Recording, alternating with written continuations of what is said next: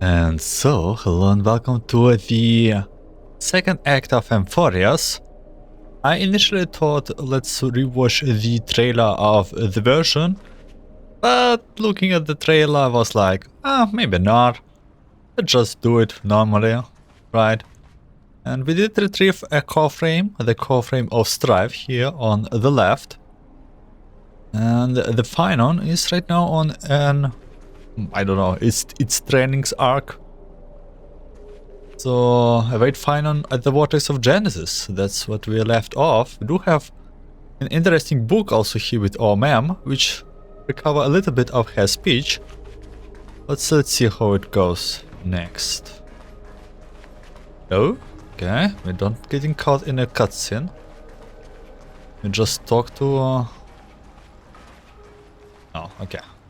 Then, let's start. It will be a 3-part act.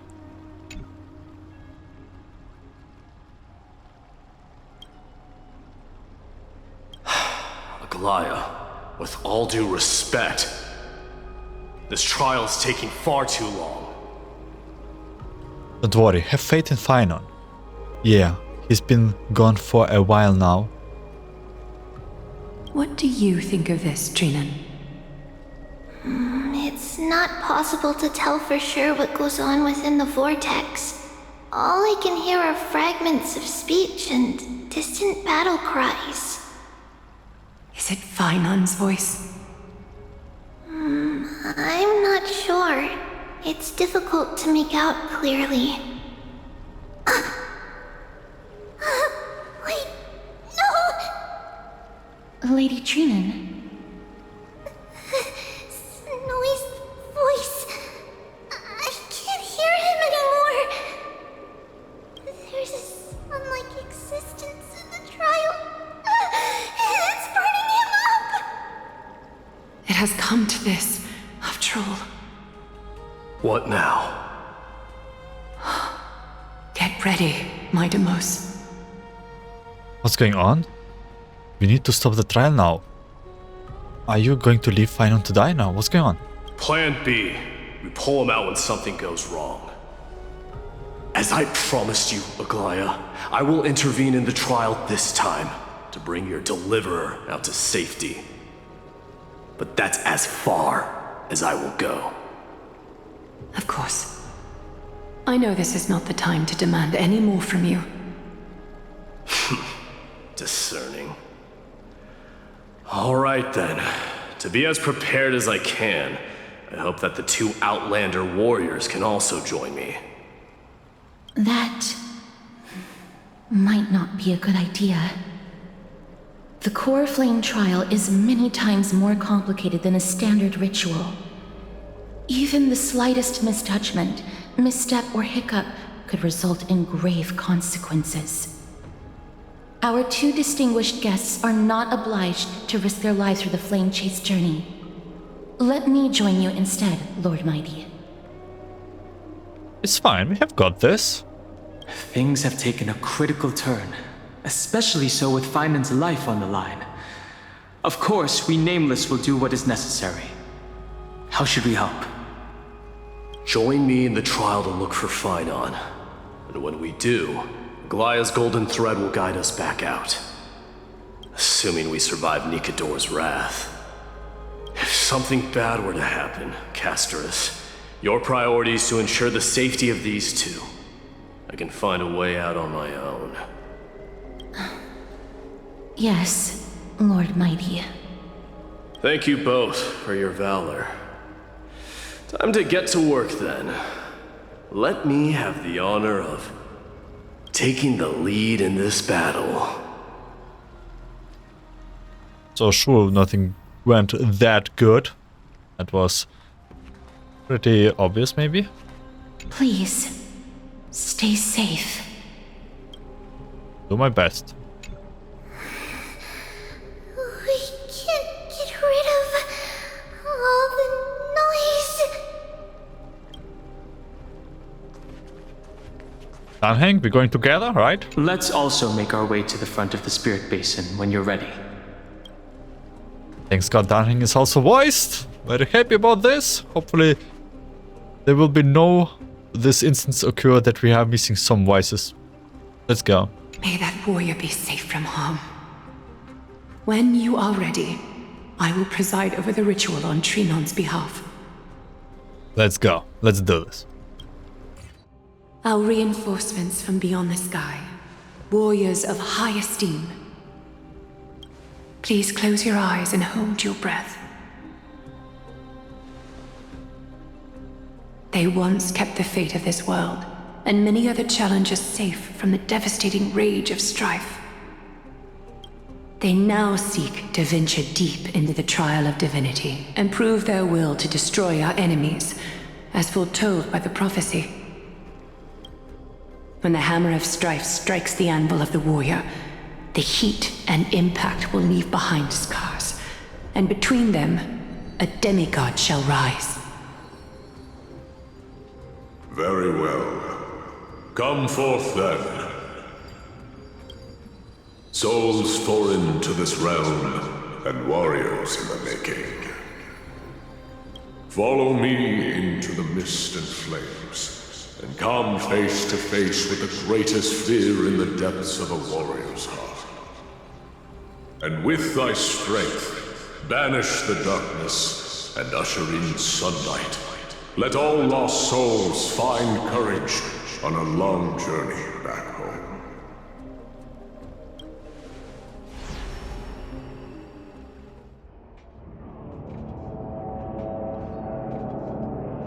What? Doesn't look that good. What's the matter? Surprised? A bit. Where there's strife, there's carnage. It shouldn't come as a surprise to see such a sight in Nikador's trial. Let's go look for Phanon. Wait, you did this? I told you, this is only a mirror of the trial. I don't see him around here. We should go first. Let's pray he stays safe. Where's Dunheim? The greatest fear in the depths of a warrior's heart, huh? So, this is what he fears the most. There's no place for you in Amphoreus! A disaster for Akama. Do they really mean us? You won't get away, Kremnoan vermin! Yep. Be on alert.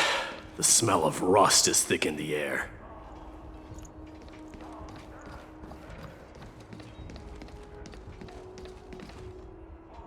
Oh. Tell me your name, brute. Your demise shall be a tale I boast about at the feast table. My name is Perdiccas, and I am here to avenge my people. Kremnoans and Akamans are at war?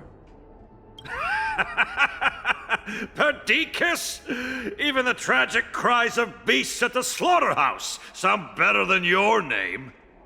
Say whatever you like, despicable Akaman. Valorous death before glorious return. May the Kremnoan spirit always watch over me. Foolish brute. I see you're eager to die. Very well then. I shall grant you just that. Wait, this is in Orcaman? Oh yeah, this is Orcaman. Hold it. Intervene and stop the soldiers. Watch out and wait for the trial. I don't think that we can intervene. Huh? Die, you swine!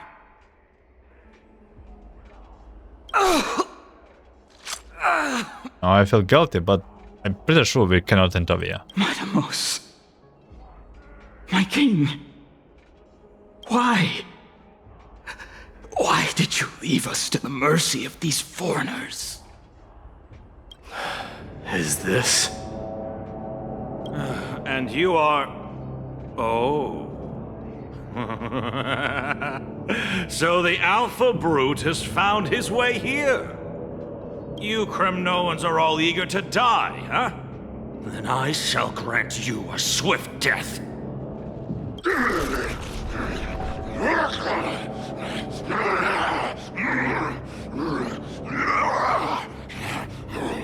I think someone forgot his medicaments. Face your death, cowardly king!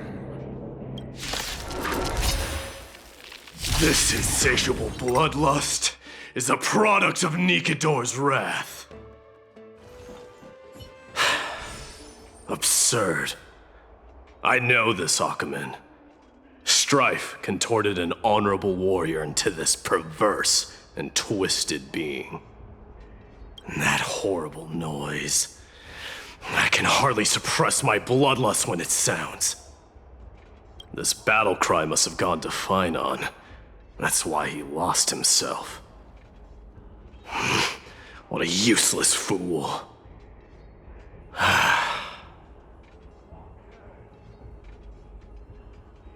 Who is he? It's nothing. Let's go. That voice is Cartonus? Not you too, Cartonus. Oh, this guy. Mighty Mouse you are. Destroyed all the wicked king. Here to take my life finally?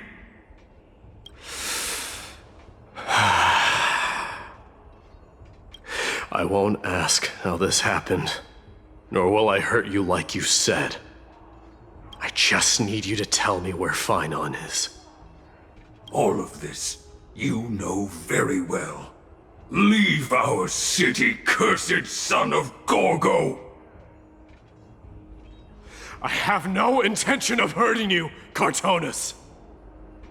Humiliate me you shall not! Leave! Get out of Okima! Get out! Symbol of your sovereignty, take it! Signet of Kremnos, bask in blood-soaked glory, your kind alone! This is... Mother's signet? It's here again. I knew it. Ha! Finally gone mad, despicable vermin have.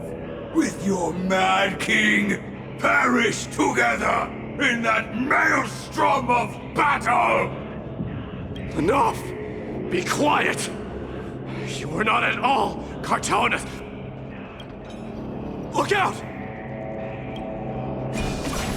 Long narrow shadow pierces through the phantom of Cartonus. Nice move. Oof. You too. Oh, it's sphere, not shadow, I think. Are you the real Danheng? I could ask you the same. Question mark. What was the last thing you said to me before I parted the waters at the Scale Gorge waterscape? Parted the waters? Oh, I even remember that. That sounds like something the real you would say. Ooh, we pass. It wasn't easy, but I finally found you two. So, you are Don Hung. What did you go through before meeting us? Just some memories from my past. Nothing worth mentioning. Are you sure about this? You mean you saw your past too? The Trial of Strife is a vicious one, all right. What are you thinking? This might not be a single person's trial, but an arena for every challenger to engage their own delusions in a bloody battle. I saw someone from my past a while ago. Someone Phanon has never met. That doesn't exactly sound like a bad thing. At least it means we'll be able to find Phanon here. We can only hope this battlefield is nowhere as extensive as I imagine it to be. Let's first follow the sounds of battle to their source. The battle cries seem to be getting a lot louder. I have a feeling someone is manipulating this battlefield. Someone who might not be Phanon. I agree. This will be the end of you Outlanders!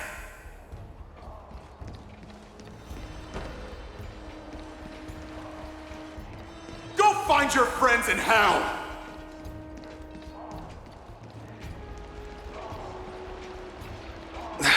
The minions? The minions? The minions? Just as I thought. This is where the battle cries were coming from. The true entrance to Nikador's trial.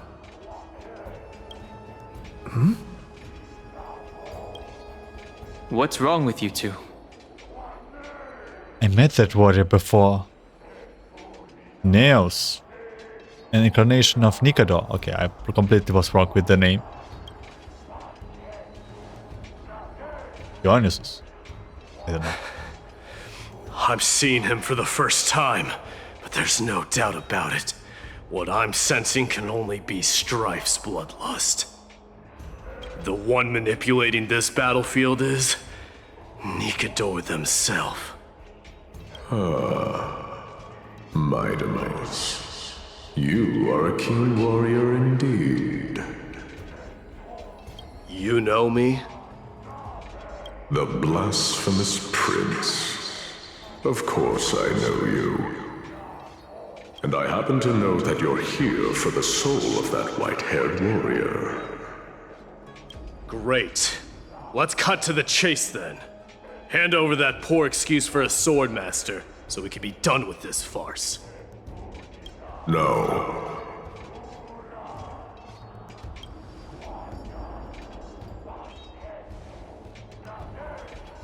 I applaud your courage and strength for coming this far, but you have chosen to besmirch the dignity of one who has fallen, and I cannot turn a blind eye to that. This is gonna be one fierce battle we won't be able to get out of. One who has fallen? Phanon failed the trial? He faced the greatest fear in the depths of his heart, and fought with exceptional valor, though he eventually succumbed to the brutal onslaughts. I have since brought him to the rear battleground, and granted him glory worthy of his courage, tenacity, and sacrifice. You wish to take him away? Sure. Pick up a spear and prove that your resolve can rival his. Of course, cowards who hope to avoid bloodshed are better off disappearing from my sight this instant. Your opinions are of no interest to me, Mad King. If it's a fight you're looking for, then you will get one, Titan. I will put you to rest once more with my curse of immortality. Commendable. Your noble mother displayed the same spirit with a spear in her hands. Don't you dare speak of her. Why not?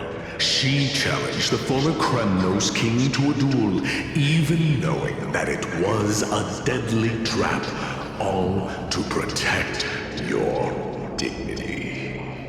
Are you suggesting her efforts were for naught? Her death was caused by you, the incarnation of strife. How dare you talk about her past?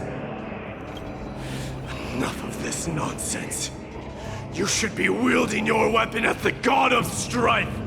Battle me and put a swift end to this!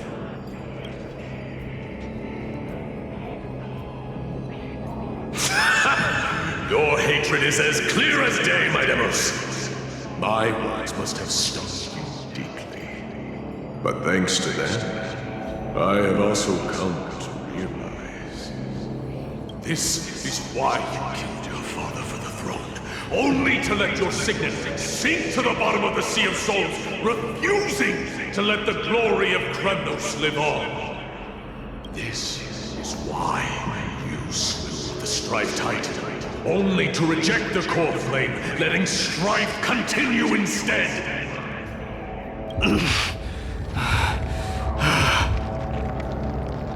O child abandoned by fate, show me what you are capable of. Show me if you have the power to put out the flames of your very own destiny.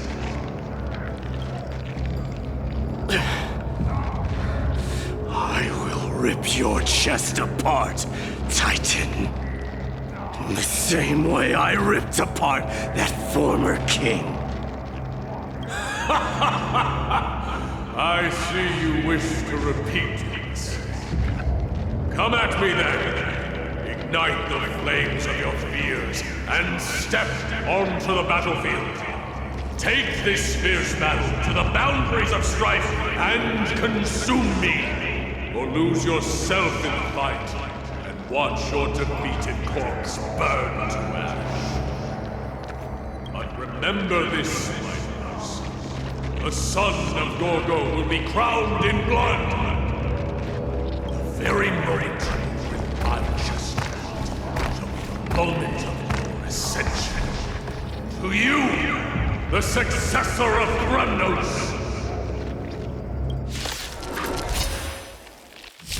White-Headed warrior knew he was no match, yet he chose to fight till his very last breath!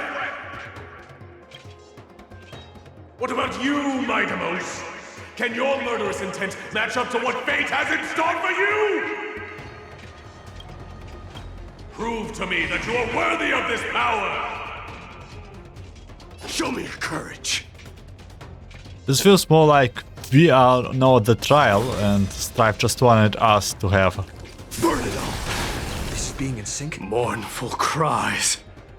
Miserable wails. Kings of Kremnos, this is the power you desired? In the name of fairness, I grant you the blood of strife! Dying soul, face me. This raging power, I can hardly contain it. Let's see who remains.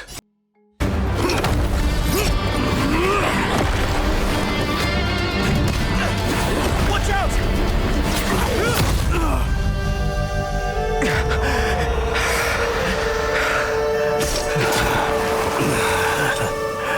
Found you.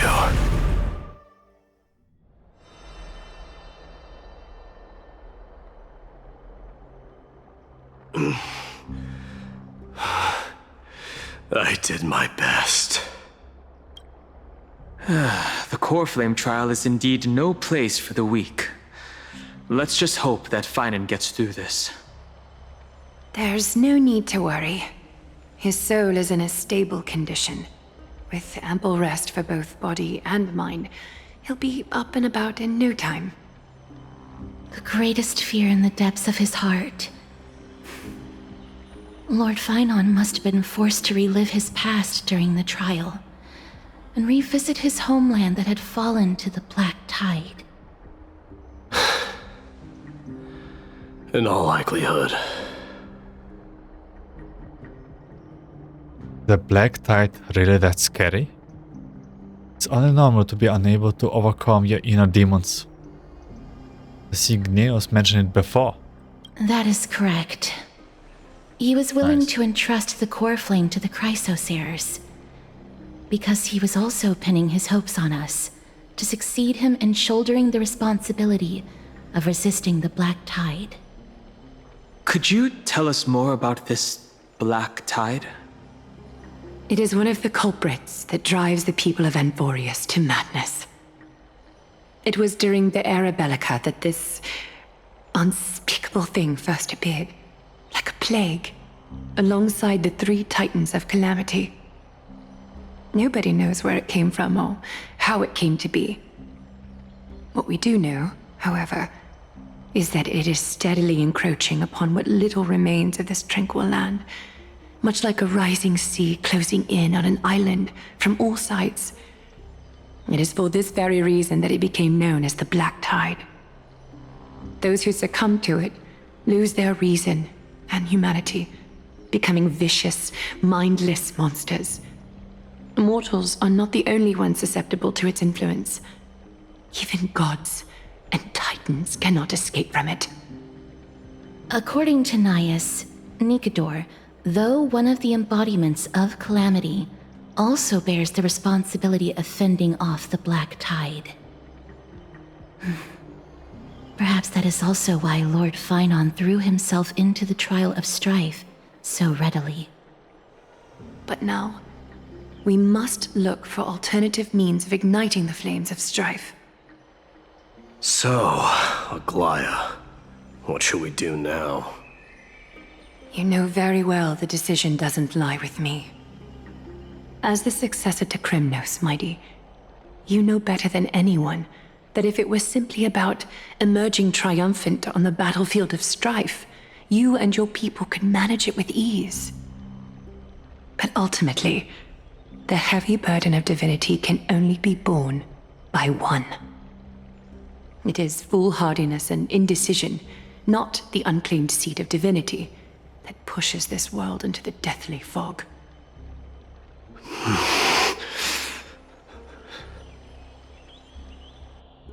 The Black Tide.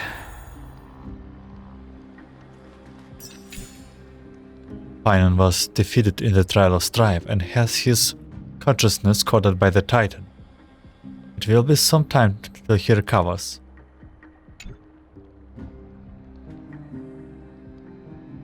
Let the frustrated hero rest a while. Go back in our chamber. Hey, wait. Okay, yeah. Discuss the thing with Dunhang. An unspeakable thing of unknown origin.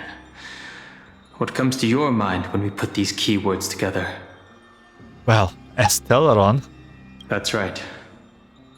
If you think about the various characteristics of Amphoreus, an isolated world of eternal night being eroded by an unknown power, we cannot discount this possibility. This has been bothering me for a while now. Everything we have seen thus far suggests that Amphoreus wasn't always isolated from the rest of the universe. Be it the birth of the Titans or the encroaching Black Tide, none of these can be explained as a natural progression of a civilization. There must be other reasons for its current state of isolation. It's just... If the cancer of all worlds is truly the culprits, then we should have observed certain phenomena, explicit or otherwise, by now. But that isn't the case. The voice of the Stellaron. Antimatter Legion, Stellaron Hunters, the voice, right? That's what I was thinking too. From past experience, the Stellaron within you should be able to resonate with other Stellarons, but we haven't encountered anything like that here. There are several other unanswered questions too. My gut feeling is that things here are not as simple as they seem. Furthermore, what happened in Penacony also proved that the appearance of a world may not necessarily be due to the influence of just one path. No sweat, the Trailblazers can tackle even 10 paths if it must be. Who knows, maybe our Akivir is behind it all? And all the good answers, but I guess let's go take on 10 path. It's good to be motivated at least. For now, let's just take things as they come. The Black Tide could be a good starting point. Since Nikador has fallen, those who were suppressed by them will no doubt begin to counterattack now. It seems our trailblazing expedition is growing in significance. Yeah, we're just starting. At the same time, on the other side of the plaza. Don't worry, Dee. This isn't the first time he's been like this. A long time ago? I'm not worrying about him. Oh, Alright. You're a little quiet, though. I'm sorry. That was rude of me. What I meant was, I know that man can pull through for sure. It's alright. Being straightforward suits you better. Actually, Dee, there's something we're curious about. What did you see in Nikador's trial?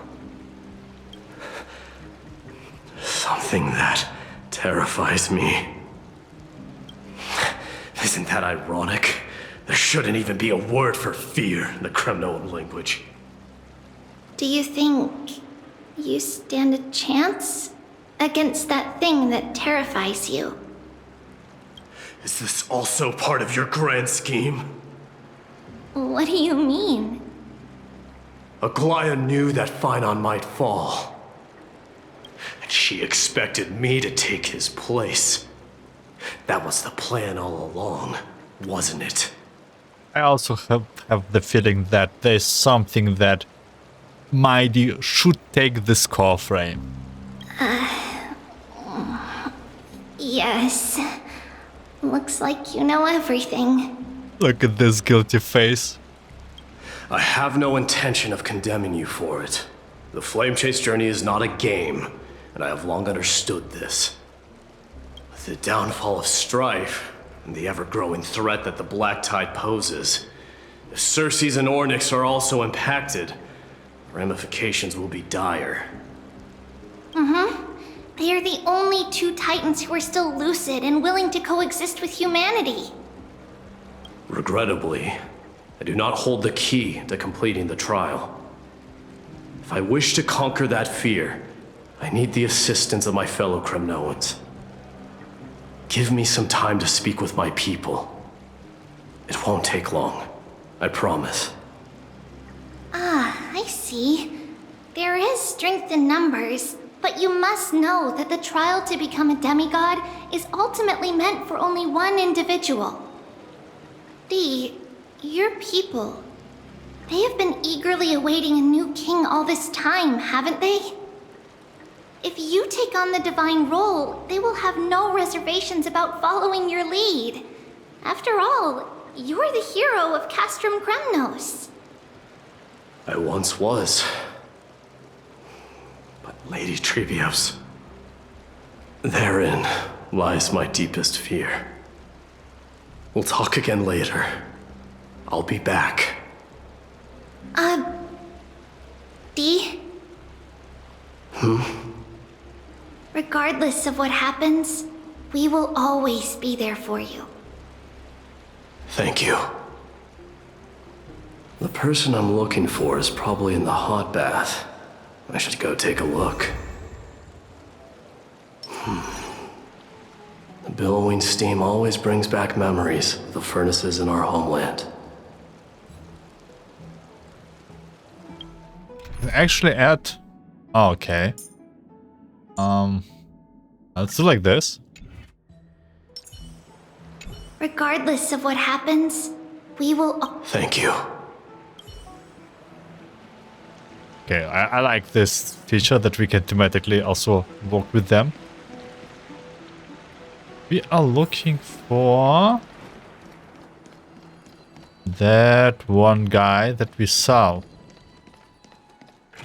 I will not remember his name, that's for sure. For something Children with PH? left unattended by their parents? That's not safe.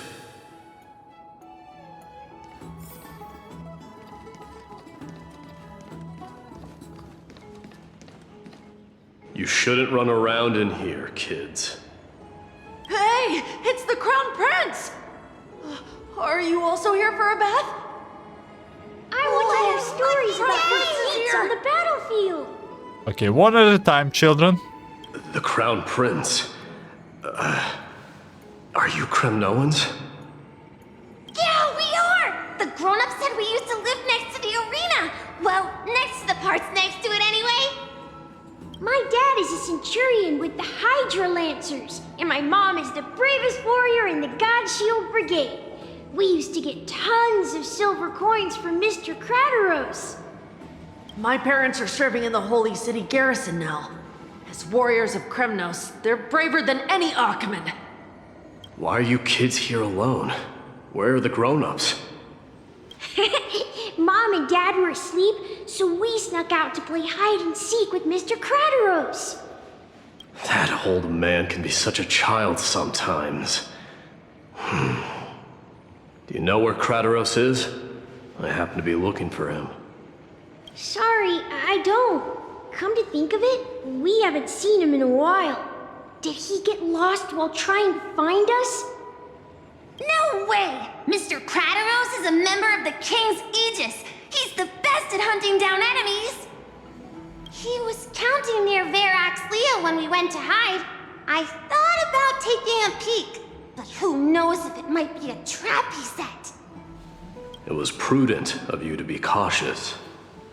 So, which Verax Leo was he with? It's, just take a few turns after you go out from here. It's close to the bats.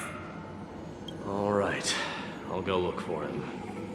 You should consider the game over and head home for now. And don't play around the hot baths again. Wait, Your Highness!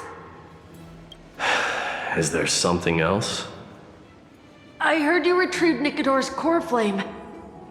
Does that mean we get to go back home soon? Have you ever been to Castrum Kremnos? You were all born in the Holy City, and are living lives no different from the Achaemens.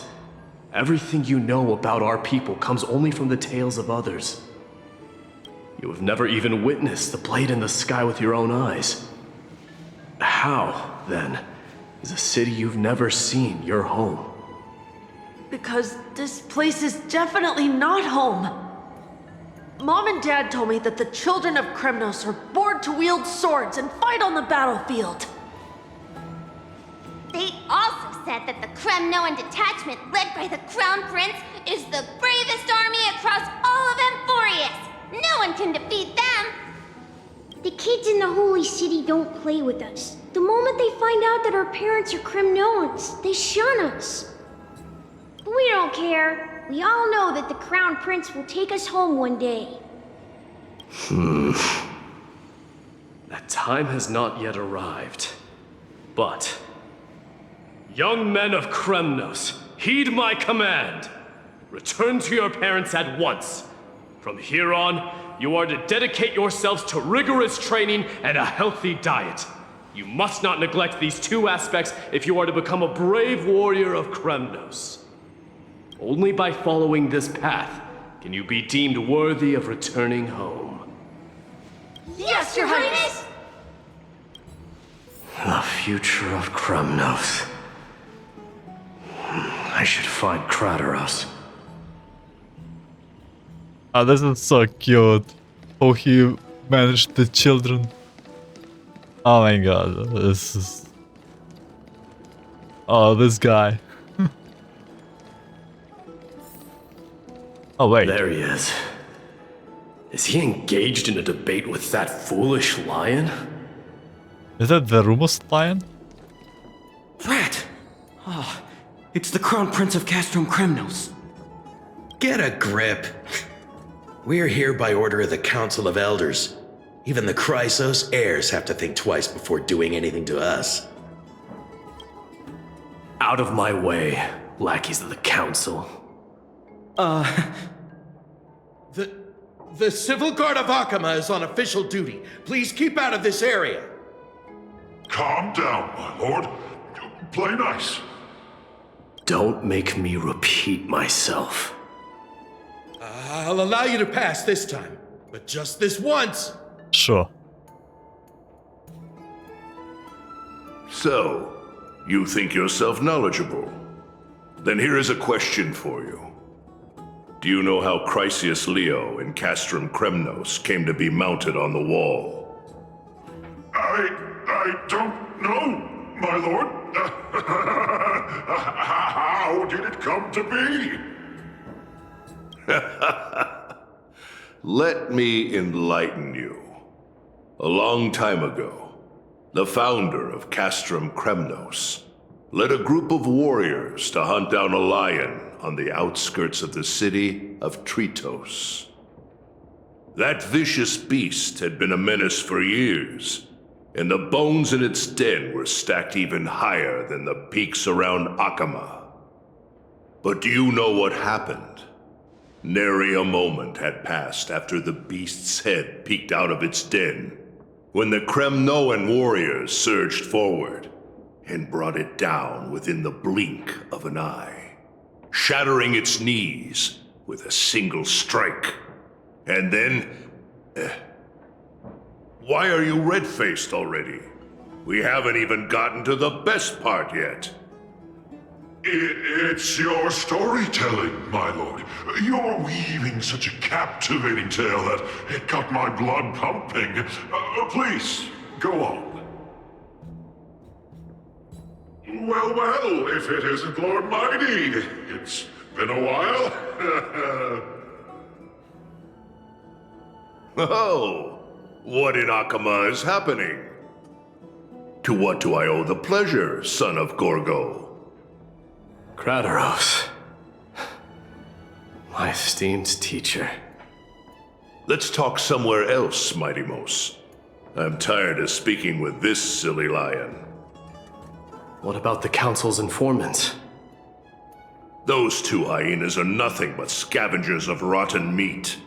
They couldn't bite even if they tried. They can follow us if they want to. Let's go.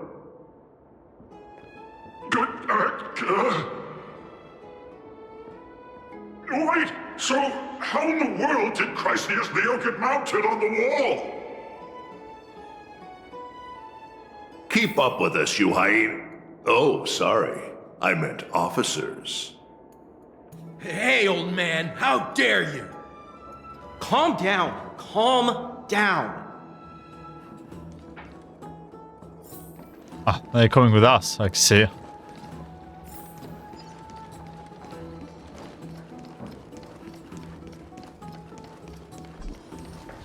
Wait, what was this? Wait, I was seeing things? Did just someone teleported here? Okay, I need to rewatch this in my recording. Or just... I don't know. Don't fall behind now. Unless you want to upset our friends here. Don't you dare try any tricks with us. We're almost there. I like this guy's voice. Why have you stopped? This is a nice spot for a private chat. Shall we, sir? Let's do it. What are you up to? Someone help me! Some privacy at last. So, tell me, why have you come to seek this old man's counsel? I came to discuss the future of the Kremnoans. Interesting. I heard the Coreflame of the Lance of Fury has been restored, though not by your hand. And you're even considering giving up Nikador's divine power. Is this true? Those rumors are not entirely groundless. In other words, you did entertain the thought of giving up the throne of Kremnos and forsaking your people. The divine power is not equivalent to the throne. The path of strife is also not our people's only way. Enough with the word games. You, of all people, should understand the plight of the Kremnoans. Think about all the warriors of the Kremnoan detachment who left their homeland with you. Think about their children. Only the yearning for our former glory days has kept us going all this time. If they ever learn that the crown prince they look up to so much is actually toying with the notion of stepping down, think of the disgrace it would bring upon your departed mother, Marty Mos. You best remember that she died for you because of Europon's schemes to restore the glory of Kremnos. Since you've brought that up, tell me, who is responsible for my father's death? Are you trying to shame me, Mighty Mos? I may be old, but I haven't become so decrepit that I've forgotten it all. Of course I remember that Europon died when the Kremnoan detachment surrounded him. You drove the spear into his chest with your very own hands. That was merely the final outcome. Do you still not see it? What led my parents and our people to their downfall is none other than the strife we speak of. The quest for glory. The tenet of valorous death before glorious return. This is the creed of every Kremnoan, no matter whether these beliefs are justified or not. Don't be ridiculous. The only thing that could slay a king is a spear. Even an infant knows that much. I swore to your mother that I would guard your crown with my life. I never foresaw that the son of Gorgo himself would be the first to turn his back on the Kremnoan spirit. Gorgo. Your mother bore that name. The name of the great founder of Castrum Kremnos. And she upheld that name with honor. If you choose to turn your back on her legacy, like a wretched deserter, do not fault me for withholding my loyalty, Mighty Mos. I came to discuss the future of our people with you. But it appears this is not the right time yet. Go, Mighty. Ha! That's what those Chrysos heirs call you, isn't it? Go down the path you have deemed correct. Deep down, you have always been one to do as you please. And I am well aware that no one can deter you once you've made up your mind. But don't you ever dream of renouncing the traditions of Kremnos. We may reside in Akama now, but we remain eternally bound to strife by blood. Bloodlines no longer hold any significance in this era of destruction. My young lord, always bear this in mind. Never reveal your vulnerabilities to anyone. A lion should never dwell amidst its prey, especially when it wields power enough to dominate the entire hunting ground.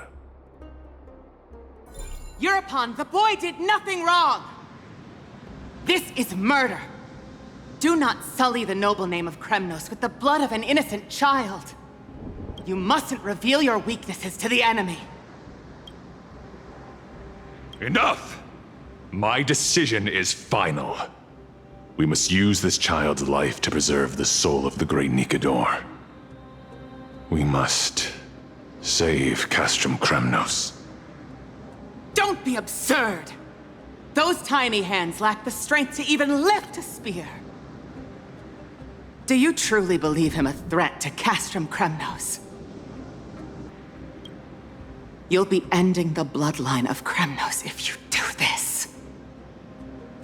Our millennia-old glory will become nothing more than a joke! Have you forgotten that we Kremnoans place no value in bloodlines? It is through pure bloodshed and slaughter that the kings of Kremnos have ascended to the throne. As for our millennia-old glory, it has always been a joke in my eyes. Glorify it all you want, but it will not alter the nature of slaughter. Those who revel in it are but murderers. They are no more noble than the most monstrous beasts in Amphoreus. Enough with your words! Among all the kings of Kremnos, which one did not inherit the crown only after plucking it from the lifeless body of his father? But listen to yourself now. Do you truly believe you can cleanse the blood from your hands through mere words alone? Nay, quite the contrary. I will end this cycle of bloodshed. Starting with this child. With these blood-stained hands, I will end it all! Your failure is inevitable, Eurepon.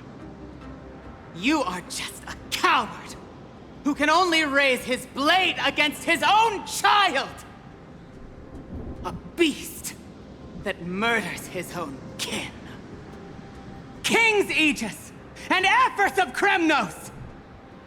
You cannot sit idly by and watch this atrocity unfold! If you consider yourselves the honorable sons and daughters of Gorgo, then take up your spears and join me in putting an end to this bloody charade! Does anyone else have any objections? If so, come forward with your spear and prove your mettle! Understood. 5, 4, 3. No one dare stand by my side. Cowards! Has that crown stripped you of your courage? 2.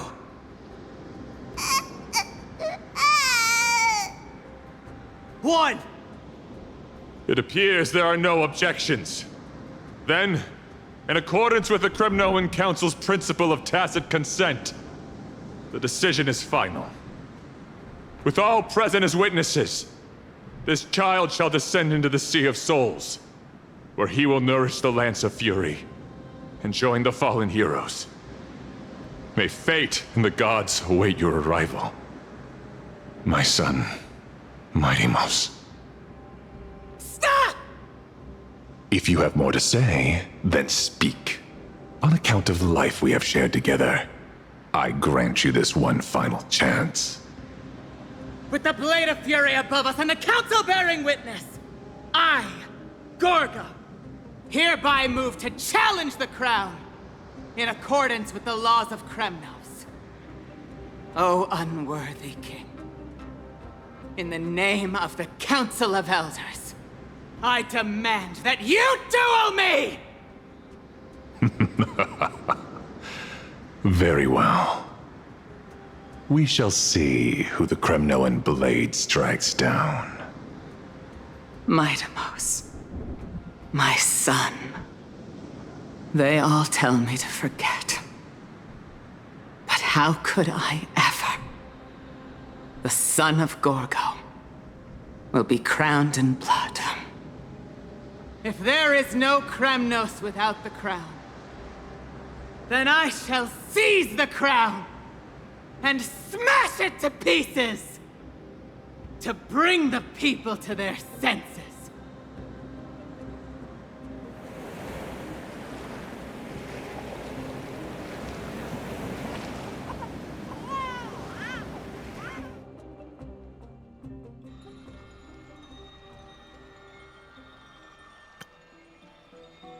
Wow, I'm guessing the situation is really much more complicated than we ever thought.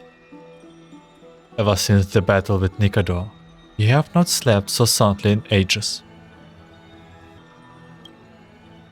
Even if death itself come to rouse you, you would proudly resort. Why does life slumber? Because the bed is warm. Yet, a chill from the River of Souls, wafted by, a sensation hauntingly familiar. Would death truly be at your door? As you open your eyes, just in case, I already see that death is there actually very near our door. Mister, you're awake. What a sight to be awake to. No wonder I felt a chill.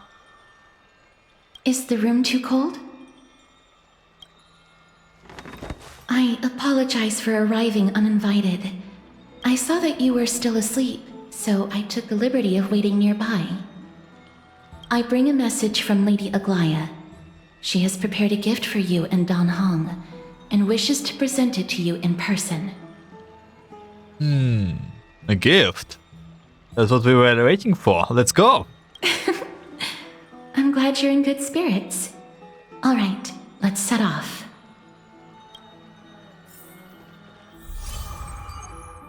I like the gifts, but also at the same time, you know, we just unlocked. We do it now. Oh, new stories. Trailblazer, are you off wearing them by yourself? I wanted to. I knew you would show up. Mem. Wait, the story? There's a mem. Would it be a memory spirit? No, that name's not good enough. Mem? How about pink memory spirit then? I'm sure you like pink. Yeah, I think we will do this at the end of the episodes, so we don't delay the main story progression. They get quite lengthy. The baths are bustling. Now that Nikador has fallen, the soldiers in the city can finally catch a break. I don't know how long I'll be able to live like this. There. Is that Lady Treby and Lady Trianne? Yes, that's them. You must have forgotten. This is a precious relic from our hometown. We definitely all saw it back then. Trianne, this is a counterfeit. We both know it's impossible for something this fragile to have survived all those years in one piece. Nothing is impossible. We are fragile too, but we still got through those sad times. Look at that color and how it glitters in the light. It's exactly as we remember it. Why won't you buy it? If someone else gets to it before us, we'll miss our chance forever. Calm down, Trianne. You need rest. Please, there's no need to fret. If you need more time to make a decision, I can put this aside for you until tomorrow. Or until you're ready? No, it's all right. Trianne is just... she'll come to her senses tomorrow. We'll be off first. Trianne is just... what? Trianne is super mad, that's what! You've forgotten all about Mama! Mama gave us something just like this before! Trianne...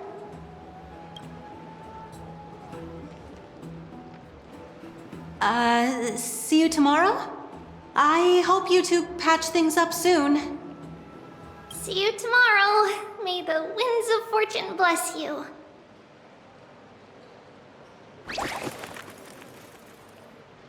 That was awkward.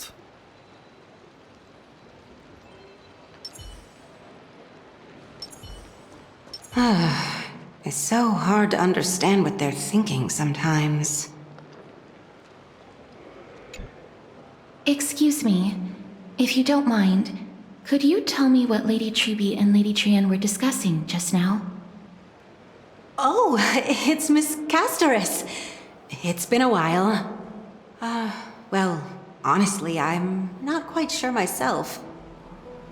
See, I have a little hobby of collecting handicrafts. Some time ago, I found this trinket being sold at the Marmorial Market and bought it to use as decoration at my stall. When Lady Treby and Lady Trianne walked by earlier, Lady Trianne happened to catch sight of it and promptly insisted that it was a precious memento from her hometown. But Lady Treby believed it to be a counterfeit. She said it couldn't possibly be from Yanisopolis. The likelihood of such fragile glassware surviving the Chrysos War is simply too low. For some reason, Lady Trianne became awfully upset after hearing that. I see. Madam, would you mind selling this trinket to me? Certainly. It's just... if it truly is a relic from Yanisopolis, it could be worth a small fortune. Miss Casterus, I'm running a business here after all, so... I understand. Feel free to name your price. Not so fast. I object to this. And what might your concerns be, my friend? You have got some nerves trying to rip off a Crisis hair. Libby already called it a fake. Are you trying to pull on a fast one on us? Fine. I'll sell it to you at cost, as a sign of goodwill, Miss Casterus. Just promise to support my business in the future. Huh. You cannot fool us here. We are experienced scammer after... Look, not scammer. But we are experienced after so many planets. Much appreciated. Thanks for helping me out. I'm not one to venture out often, and while I have some savings, it takes a lot out of me to even talk to people, let alone haggle. Had you not been here, I would have been set back plenty. No worries. The authenticity of the piece isn't important. What matters is that it holds special meaning for Lady Trian and reminds her of her hometown. I've long wished to show my gratitude for Lady Trian's care, but I haven't been able to come up with any ideas for a suitable gift. This chance encounter today feels like divine intervention. Perhaps this is the gift I've been searching for. Still, this trinket is admittedly rather fragile. I will have to make some adjustments and stitch it onto wool felt to protect it.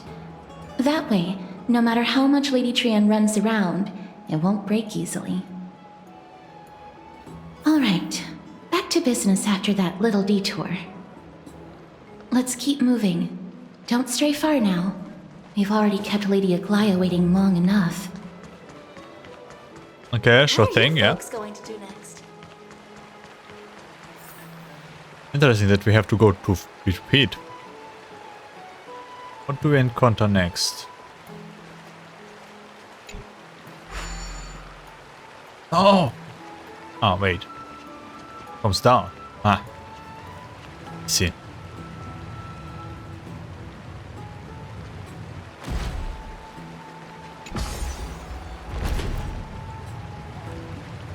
That's such a beauty dress.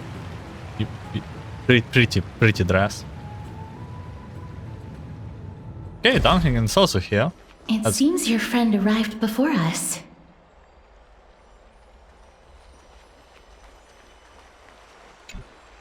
Ah, you're finally here. Welcome, Cass. And you as well, trailblazer from beyond the sky. You are up so early, Dunhang. You would have been too, if you hadn't stayed up so late. But what matters is that you got a good rest. For all that has happened, it was never our intention to drag you two into the battle against Nikador and jeopardize your safety. To express our gratitude for your kind trailblazing endeavors, we would like to present you with the highest honor of Akima. This is the dew of divine blood, brewed from crops nourished by the blood of the Titans. It is said that only 12 bottles existed. The last 3 bottles are now being kept in the treasure vault of Akima. Back in the days of prosperity, cities fortunate enough to acquire it regarded it as one of the greatest treasures ever. Unsealing it during a ceremony held in honor of 2 cities' diplomatic ties was the highest form of respect one could show the other. And now, in keeping with tradition, Akima dedicates this drink to our esteemed guests from beyond the sky in appreciation of what you have done for us. I'm not drinking age yet, no. My hand is trembling under the weight of this gift. This precious gift isn't simply a token of gratitude, though. Is it, Lady Aglaia? Very perceptive, Mr. Dunhang. Your heroic deeds have proven that you come in good faith. With the dew of divine blood as testament, we wish to forge an alliance with the Trailblazers. With all due respect, won't forging an alliance with the Chrysos heirs embroil us in the conflicts within Akama? I'm sure you can understand where our misgivings come from, Lady Aglaya. Right, we need to think about this first. Having said that, Lady Aglaya, please don't misunderstand. We will still do what we can to assist you in the Flame Chase journey. It's just... I've heard of the friction between the Chrysos heirs and the Council of Akama. As outsiders, we are wary of getting caught up in this conflict. Wow! Grady and Danny have sharp eyes indeed. You'd make outstanding members of the Twilight Courtyard. Oh, whose voice is this? Unknown character?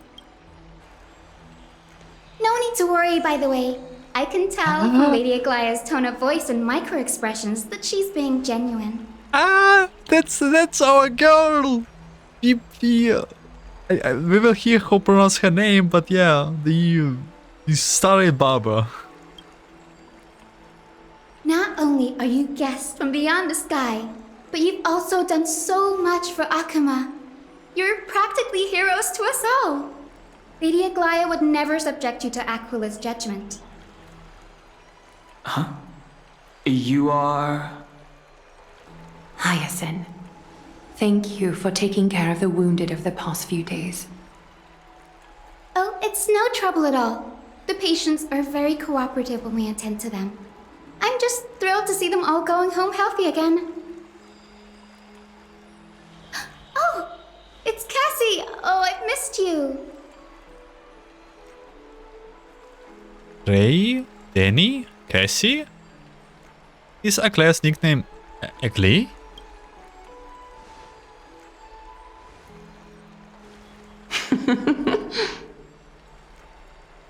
Miss!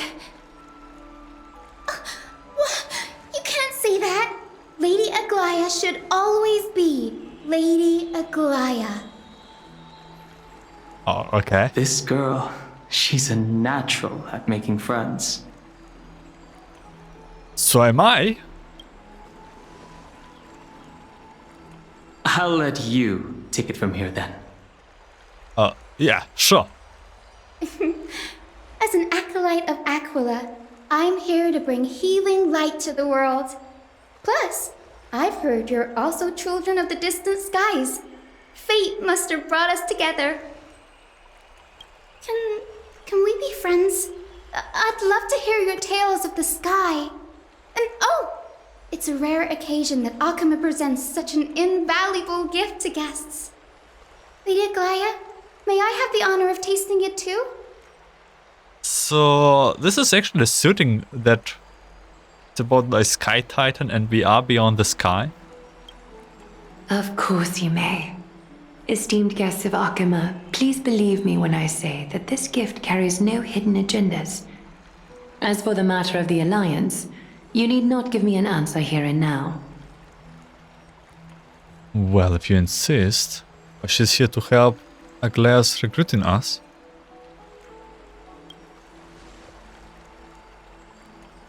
I see. In that case, we will accept this gift from Akama. We welcome the chance to talk with you, Lady Hyacinth. Hyacinth, remember? Yay! Then I'll get started on my questionnaire. That trailer is so cool. Pardon the question, but I've been meaning to ask this for a while. Micro-expressions, tone of voice, questionnaires... Are these all part of the usual skill set for Aquila's priests? Allow me to do the honors. This young lady is Hyacinth, assistant lecturer of the new sporists at the Grove of Epiphany and head nurse at the medical institution known as the Twilight Courtyard. Many of the Chrysos heirs suffered injuries during Nikador's attack on Akama, so the Grove sent Lady Hyacinth to treat the wounded in Akama. But what I'm really good at is helping people sort out what ails their mind and spirit. If you're ever feeling troubled, come find me. A little sunbathing in the courtyard will chase all your worries away. So you're a therapist. Thank you. We will keep that in mind. Looks like everything's sorted out now. The patients have also all recovered. I think it's time for me to head back, Lady Aglaya. I would love to keep you in Akama for a few more days, but I would hate to provoke the ire of the Grove. As it happens, Akama intends to send a messenger to the Grove for updates about the research on the Black Tide. We also want to communicate our desire to discuss the retrieval of Circe's Coreflame at the earliest convenience. Oh, that sounds pretty serious. Lady Aglaya, you can't be asking me to... No need to fret. We won't put you on the spot. Trian will be going there as the diplomatic messenger of Akama, and Castris will be accompanying her. I happen to have a few questions for Professor Anaxa as well, regarding the missing Titan Thanatos.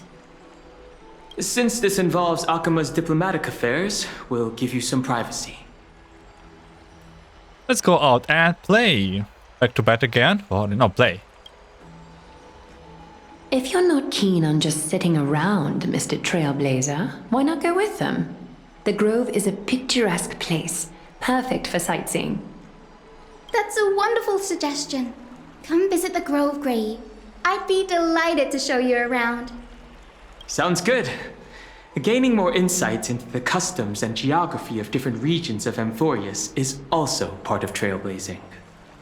In that case, do bring this spindle along with you.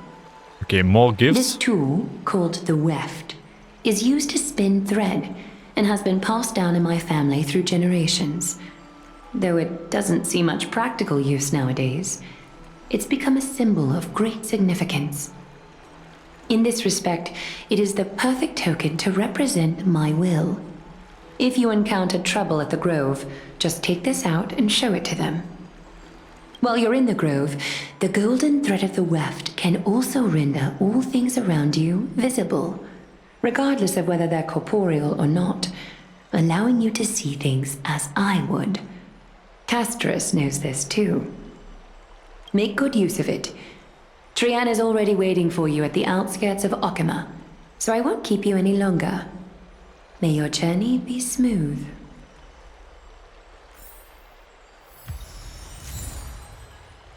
Oh, okay, this is the first gift. A rare Amphoreus fine wine. It is said to be brewed from crops nourished by the divine blood of each Titan.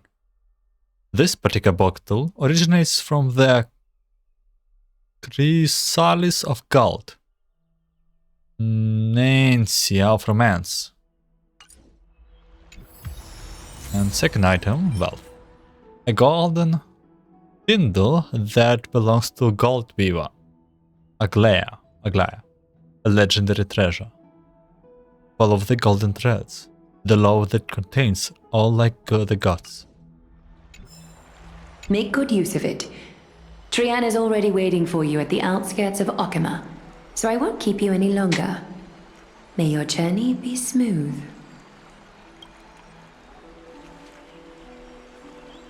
So, what are those?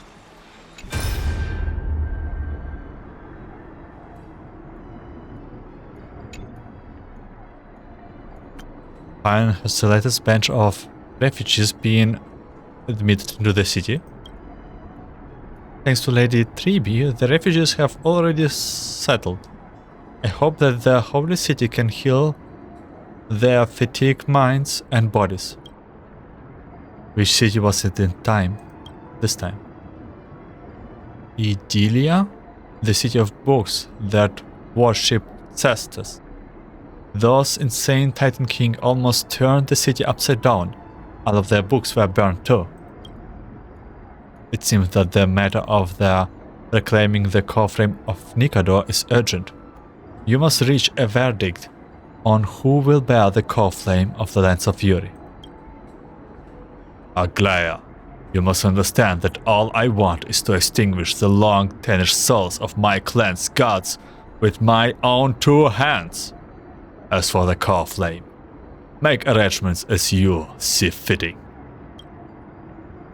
I see your concern only stretches as far as yourself, my dear.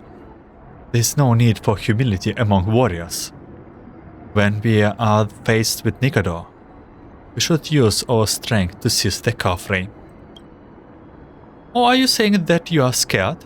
Perhaps you think that your skills in the battle is no match for mine. You have no choice but to ask for mercy in advance? Don't make me laugh. The Kremnos dictionary does not contain the word scared. As for the battle of strengths, you are welcome to try me right now.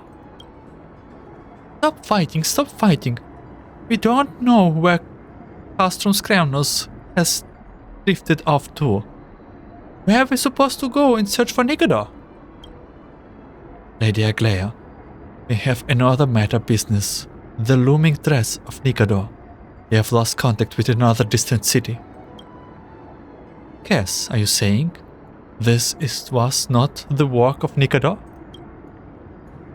No matter how ruthless Nikador is, there's no way they could raise an entire city in an instant without leaving a single survivor. I understand. I will tell Cypher to take a look, if she is willing. For now, we shall have to sit and watch for any developments from inside Okima. The golden threads grow tighter by the day, yet ways of life can be left from time to time. I fear something big is about to happen. Okay, so this is like past memories, and I think I will include some of them here if they're like story specific and not too random. We already had this. What are the generics called? Okay, I think we already had this one. So yeah, let's go to the grove. I'm glad to be in your company again, mister. Me too. Tell me about this titan known as Thanatos. Thanatos controls my fate, in a sense. The curse I bear came from them. And they have something of mine. Something of great importance that I must get back from them. Who is Professor Anaxa? When I was studying at the Grove alongside Phanon and the others, Professor Anaxa was responsible for teaching us about the Chrysos heirs and the Titans. That's also when I met Miss Hyacinth. She was Anaxa's teaching assistant then. What is the Grove of Epiphany? The Grove of Epiphany is Akima's partner academy. They look after the Coreflame of Circes and are the organization at the forefront of researching phenomena such as the Black Tide and the Titans. They also provide academic research support for the Flame Chase journey. Several Chrysos heirs are based in the Grove, including Miss Hyacinth and Professor Anaxa. I don't have any more questions, so let's go. Oh, I came here with a colleague from the Twilight Courtyard. I've asked her to pack her luggage in advance, so she's already waiting for us by the city gates. Let's go meet up with her. Colleague?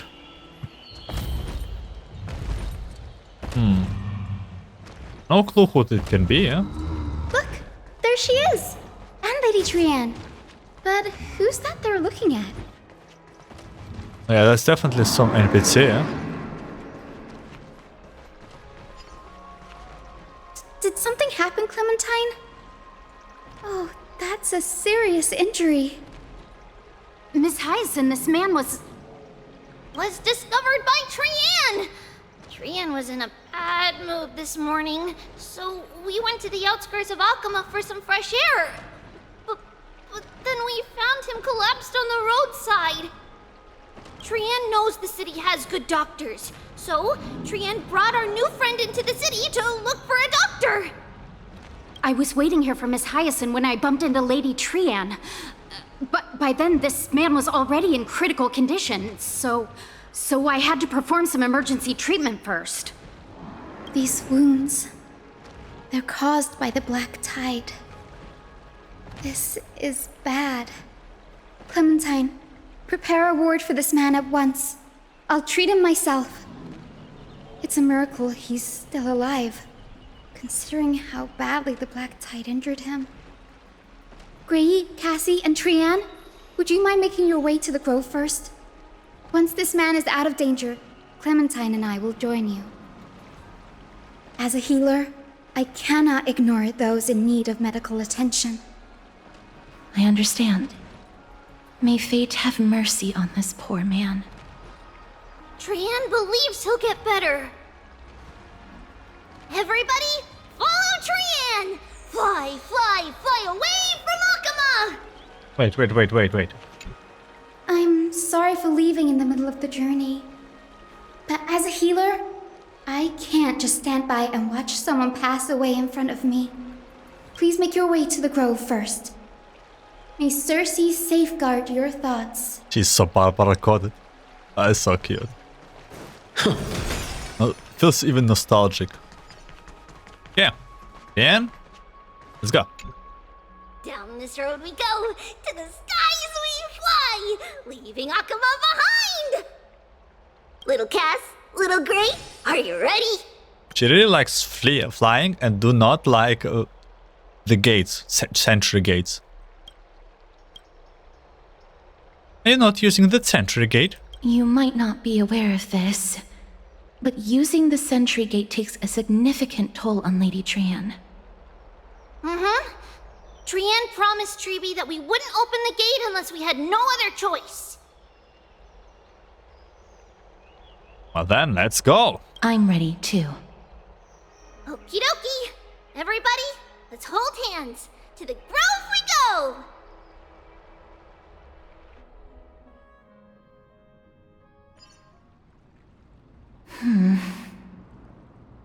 It's harder than I thought to sew gemstones onto Wolfeld. Cass memmy mem. Memmy mem. Hey, she was able to say something beside ma'am. Has such nimble fingers. I want to learn too. Mem wants to try sewing. Here, why don't you give it a go? Wait, why are you two so close already? Memmy mem. Memmy. Cass and I are good friends after traveling together for so many days. It's hard not to like Mem when they're so adorable. True. Oh, this is amazing.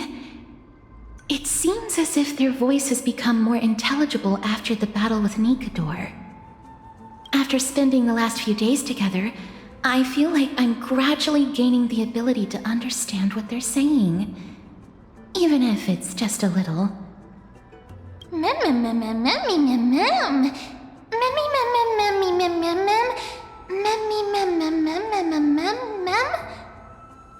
This shows that I am learning new things. Once I obtain the memory of poking Wolfeld, will I grow hands that are pretty as Cass? That just sounds weird. That's horrible. You cannot say that to a girl. Yep, that's Elysia coded.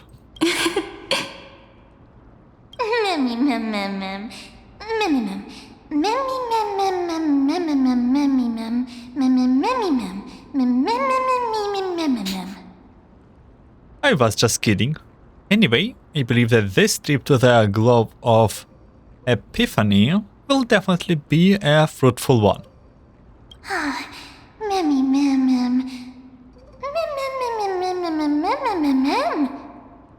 How exciting! I wonder what changes I will experience next. You will learn a powerful ability. You might become Lafia? That sounds good.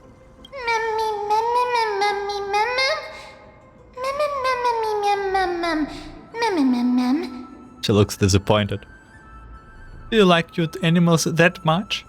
You secretly the type that cares a lot about outward appearances?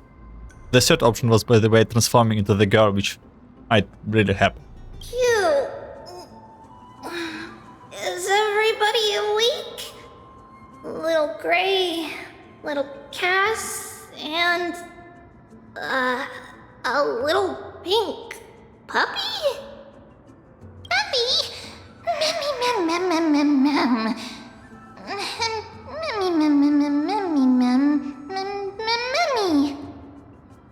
puppy? I have become a different species altogether. And here I thought she would just give me a nickname like Little Mamie. It's already action hour. Lady Trian, I hope you're well rested. You were talking in your sleep. Did you dream of many things? Sleep talking? What did Trian say? Something like, Mommy, doll with sword, let's fight together. We'll be brave. Ugh, it's so embarrassing. Please don't make fun of Trian. Of course not. Wasn't Lady Trian's mother also the Holy Maiden of Yanisopolis? Uh-huh. Mama was the strongest Holy Maiden in all of our history. She also gave us the prophecy of deliverance. And she had red hair that looked like a cute red mushroom. But Trian can't remember what Mama looked like anymore. Not even in the dream just now.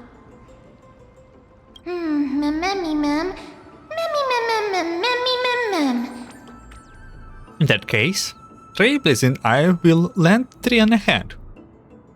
So what is your superpower? But you don't have hands, only paws.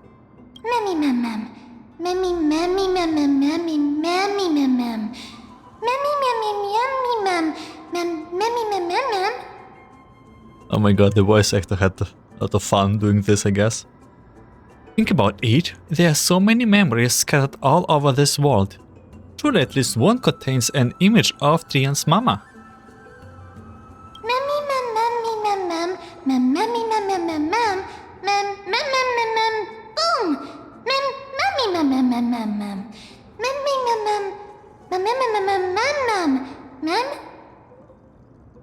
If I keep looking for it while searching for memories along our journey, then Trailblazer can go boom! And not only will Trini be able to remember what her mama looks like, she will even be able to talk with her, right? Trian thinks that's a great idea! Can the pink puppy help Trian out? Wait, how do all of you understand ma'am? Only if you promise me to stop calling me a pink puppy. Then I'll call you Little Memmy from now on.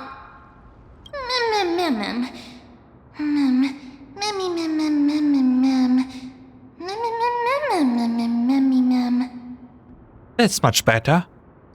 Still, I would like to know what exactly I am. That was just a name I came up with on a whim.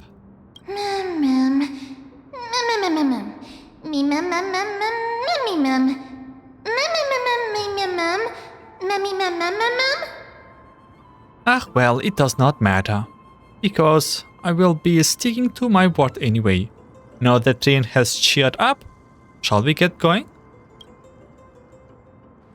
Yeah, I think we will not reach... Trian remembers that we need to help Aggie ask the big tree whether Cersei's would be willing to visit Akama. Did we skip it, this part? I don't know what's... Do we help her later? I guess we will not reach Grow here in this episode. If we follow this woven trail and keep going upward, we'll reach the grove in no time! Okay, let's hope so.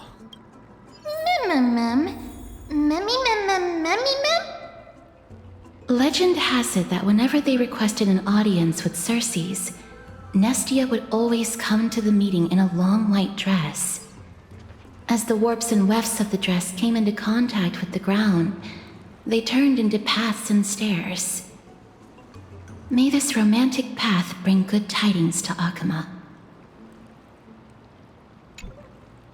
Golden fragments remain radiant in the darkness, illuminating the blossom blue. Okay, Nestia, Swarm, Besongi's memory prophecy upon the world. I don't know how much time I have to read this. The ghost? Okay, this is very much like in Xencho. Beneath the statue-lowered hood is an empty void, yet it gives one the eerie feeling of being watched. The fireflies dancing joyfully around it seems undeterred by its solemnity. It seems even followers of the eternal night cannot resist the enchantment of the Garden of Cerces. Those Greek names. Look! A huge tree! It's huge! Oh my god, it has even a face on it. Okay. Surely nothing bad will happen if I take this basic chest. Looks good.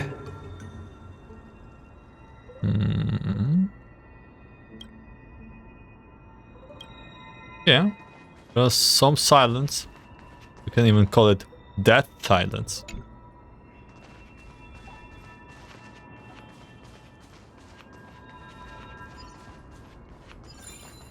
Ma'am.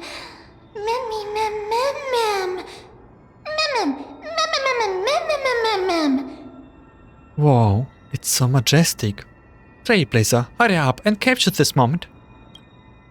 A giant tree bowed slightly in the silent forest, tilting and falling into their whirling green waves. Passing breeze rushes through their leaves, as if it was singing, softly falling into their lightness ocean above on high. Would March 7 appreciate this sublime scene? You're uncertain. Van Hank, perhaps? Never mind, every time he encounters a tree as big as this one, it would be a deeply troubling situation. Take a photo of this big tree. So yeah, we're back to taking photos for March 7, and this time I can do it in real time. Go.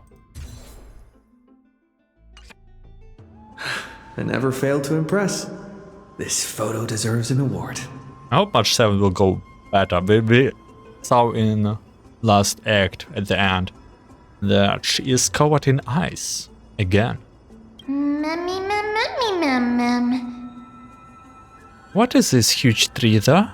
It's the Bough of Rift, the divine body of Circes.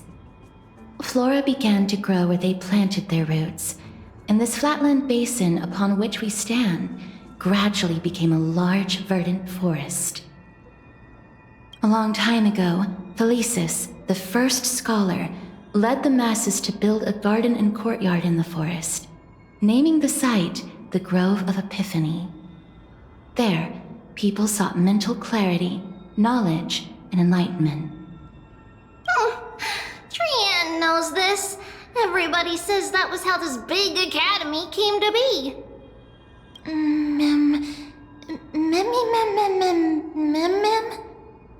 But is the academy supposed to be this quiet? Something feels off. The Grove has always welcomed scholars. So too would Circes give us her delicate leaves and extend her branches in greeting. Yet, it seems both the Grove's messengers and the Titan are indifferent to our arrival. So we have no way in? Does the Grove close to visit us?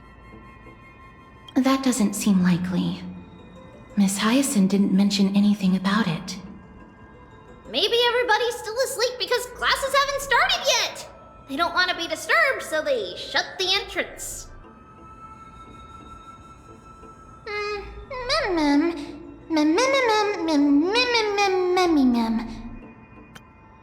For now, let's look around and see if we can find out what's happened. This place is too quiet. What in the world is going on?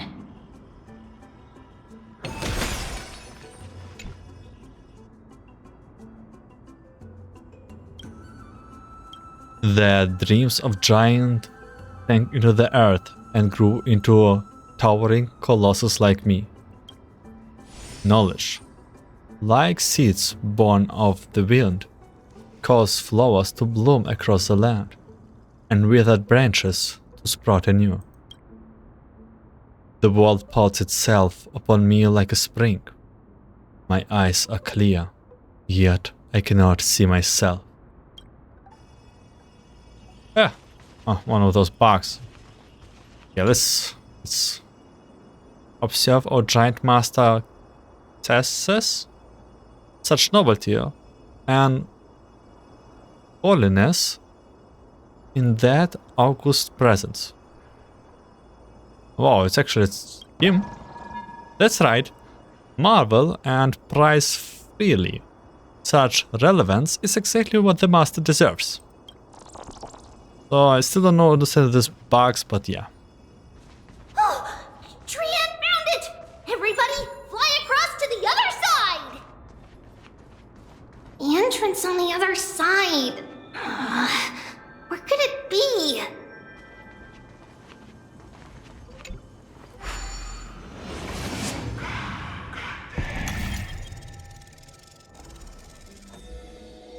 Yeah, same as usual. We're going through dungeons as... Eyes are so sharp! I knew you would find it. The courtyard of Storgi should be just ahead of us. I really did nothing. Is that all? I just hope we will not encounter this Tegros ghost.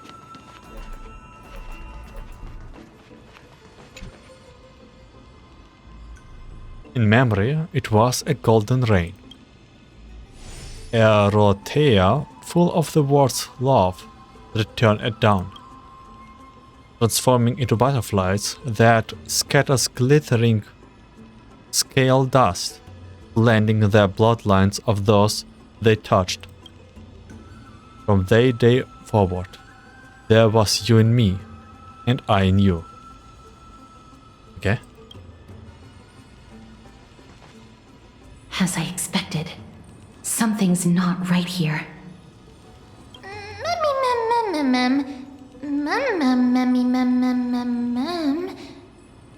Even if we are not scholars, someone should have come forward to receive us by now.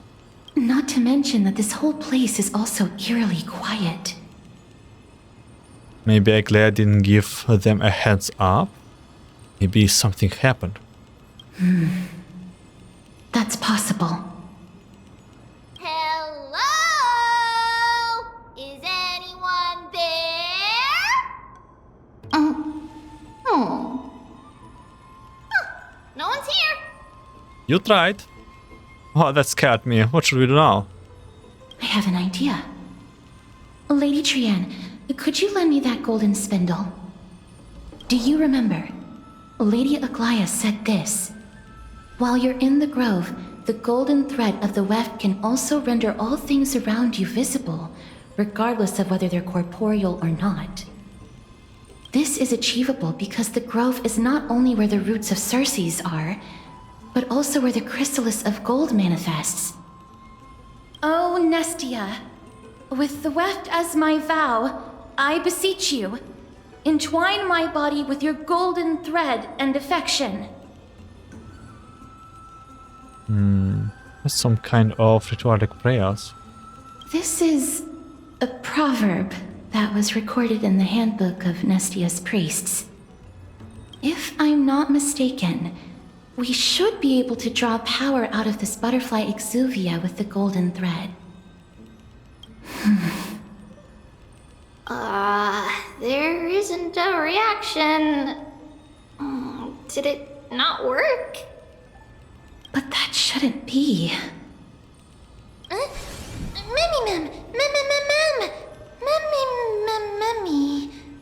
Hey, everybody, look over there. Something has appeared. Is that a white dryad?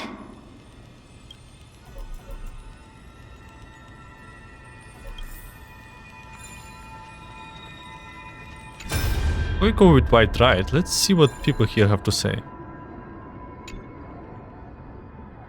Master name, we have installed bronze detonators along the number of the grove main roads as you instructed. Very good, we can proceed according to plan. There will be no issues on the technology side, we have already held detonations test and ensured that they were able to damage the bodies of Titans. It's just what? It's just that such methods are blasphemous. Such things are not important in the moment of crisis. What matters most is that we slow the invasions of the Black Tide as much as possible. I never thought that when our backs were against the wall, we would be forced to use that Anaxa's wicked ways. Other scholars had such reverence of the gods that they never researched such evil technology. Even if the Titans disagree, it is not like they will say anything. Alright, that's enough lamenting. Gravitas, you have another important mission now. I need you to find a way to leave the grove immediately and head to Aqua to request aid. I do not know if the grove can withstand the threats. If we can just hold out until reinforcements arrive, then all will be well. If not, I have no choice but to trust the Coreflame to that woman. You want me to leave the front lines and be a deserter? No, there's no way. You are Crisis' heir. If anyone is going, it should be you. Don't argue with me. You know you will never win. It is precisely because I'm a Crisis' heir that I must stay and fend off the Black Tide. I will endeavor to ensure we survive until reinforcements arrive. I may be a scholar, but I know a bit about fighting. Any normal Black Tide monster is no match for me, so you need not worry. I just don't want to be... Calling for aid is not desertion. If you are not being prepared to risk your life, the Black Tide would simply intercept you and kill you before you made it to Okima. Gravitas, you are the fastest among us. Will you accept this important duty? I will not let you down. May Titan of Reason protect your mind, Master Kaldinicus. May the Titan of Reason protect your mind. Okay, now this question is, did this happen before all of this or after?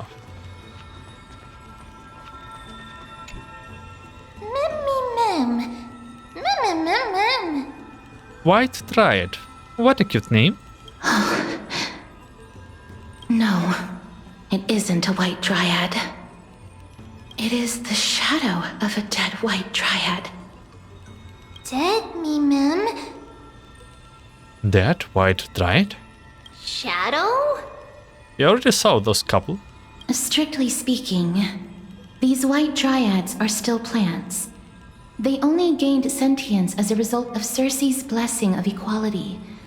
But their sentience is minimal when compared to that of humans. These flowers have already died. What you see here are just faint afterimages of their souls. However, this also means that the golden thread has definitely connected with the Titan's presence. Without the golden thread's outlines, we would not have been able to see them at all. But what happened to them? Why are there only tiny shadows of them left? Ma'am, can you read their memories? Let me try.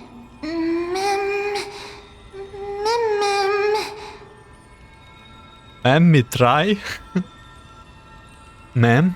Ma'am? Ma'am.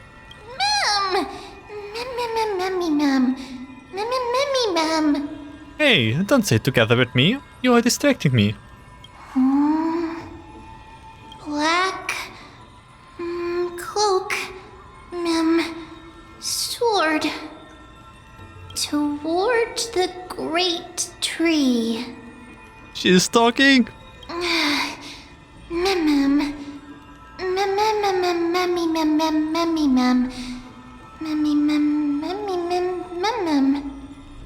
Ah, that's it. Their memories are too faint for me to see anything. I can only vaguely make out these words. I have a bad feeling about this. The deathly fog of Thanatos is fast approaching. Oh!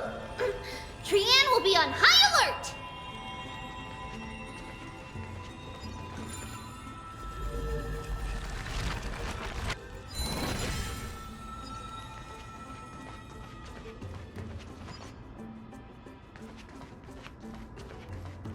Okay. From the vision, there is something to do with black tides. Or maybe it was the problem back then. Who knows what these crystals mean. The smell of death is becoming more and more intense. No match for me. There, on the steps. Yep. Those red things are not good.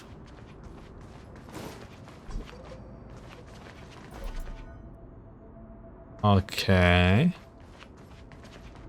This looks really scary.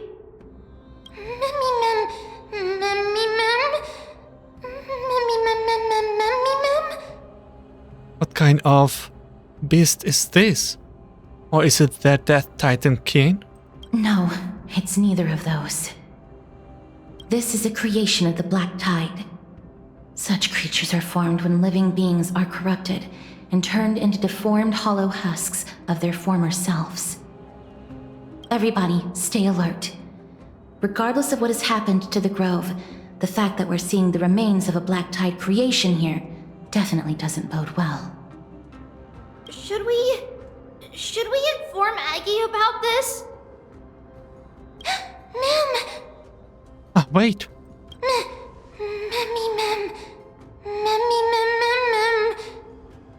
That black thing seems to be moving.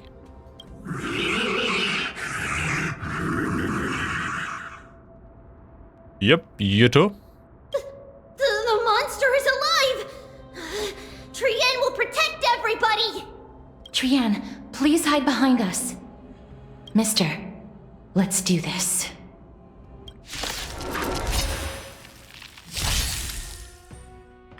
As expected, the words black, sword, and cloak, they're talking about the Black Tide. You defeated it! Little Gray, little Kaz, you're so strong!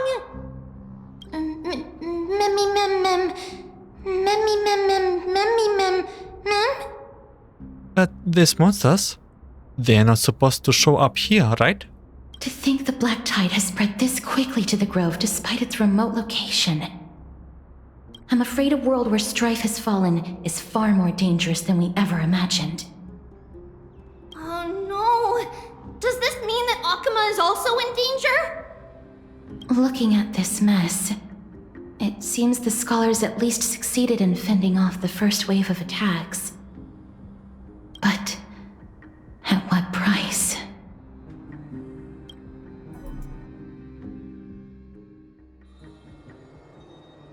At the same time in Akuma.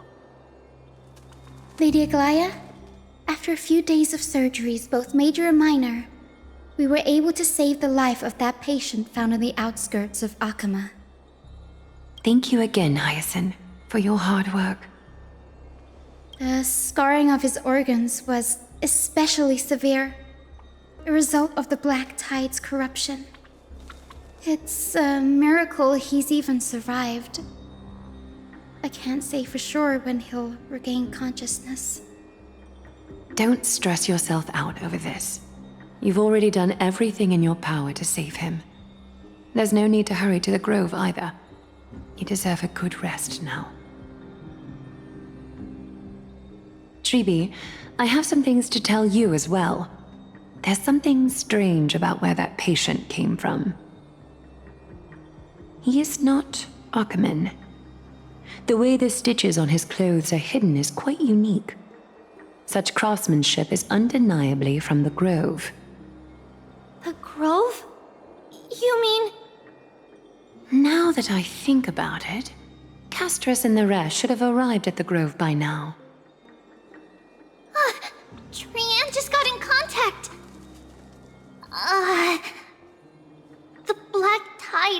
invaded the grove. We haven't detected any survivors, even with the help of the Golden Thread. What should we do, Aggie? The Black Tide is posing an even greater risk to us now. I did not expect the Grove to be the first to be impacted, though. Can they tell where the Coreflame is right now? We see it. The Coreflame is still there, but... But what? But they can't say for sure whether the Titan has also been corrupted by the Black Tide. Please let them know that for now, the most pressing task is to identify the Coreflame and transfer it to a safe place as quickly as possible. We must also search for survivors and find out exactly what happened to the Grove. Oh, and find Anaxa. Unless something went terribly wrong, he should still be alive. They've set off. Please, stay safe, everyone. I pray for their safety too. Aggie, how do you know that Anaxa is still alive? I know that man all too well. If that blasphemous performer knew that he was not long for this world, he would most certainly try to seize the Coreflame and drag the Titan down with him. Is this a joke as well? No, I'm being serious this time. We're facing threats from both within and without Akima. The merciless carnage may have ceased, but Akima's nemesis continues to sharpen their blades even now. They may have even prepared the gallows from which to hang us already. You mean... Even if the divine authority of Strife is as yet unclaimed, the Black Tide is advancing more rapidly than I expected. I fear this tragedy is more than a mere natural disaster. Alas, it's too late. The Council will likely take this opportunity to do something... I will try to keep this under wraps for now. But you must also take care and be prepared for anything that may happen. All right. Should I inform Hyacinth about this? Not for now. She must be exhausted after performing surgeries non-stop for so many days. I don't want to overwhelm her with this bad news. We can only hope that the Grove weathers this crisis with as many survivors as possible. That being said, based on the condition of this patient, Treeby, we should prepare for the worst. It's likely he is the only one who managed to escape from the Grove against all odds. Wait, no way this is actually the man? Everything will be fine. The people at the Grove are really smart. They'll definitely be able to chase away the Black Tide. There's no way this is actually the man that we are looking the memory of, like the past.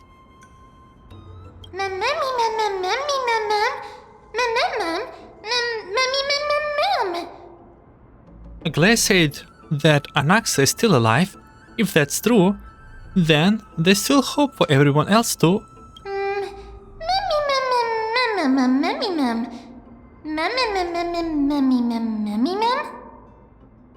Who is this Anaxa anyway?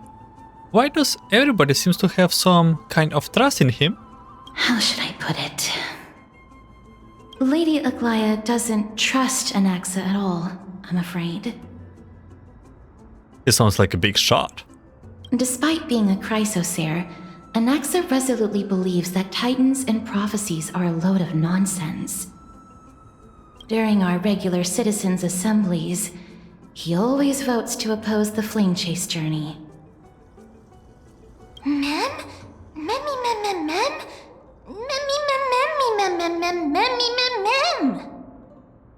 Huh? And he's still able to conduct research here?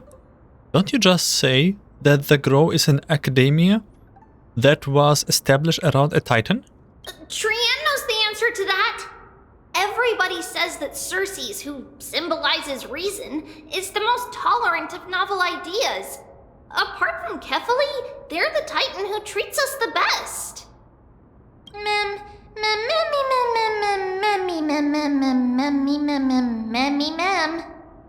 Well, it looks like sorcerers must really be open-minded if they are accepting or even this kind of novel idea. Yes, that is how we formed an agreement with these titans who bear no harm toward humanity. If they agree to support us on our flame chase journey, we will wait till the final moments of the journey to restore their core flames. With the exception of Voronix, that is, they didn't lend us their power willingly.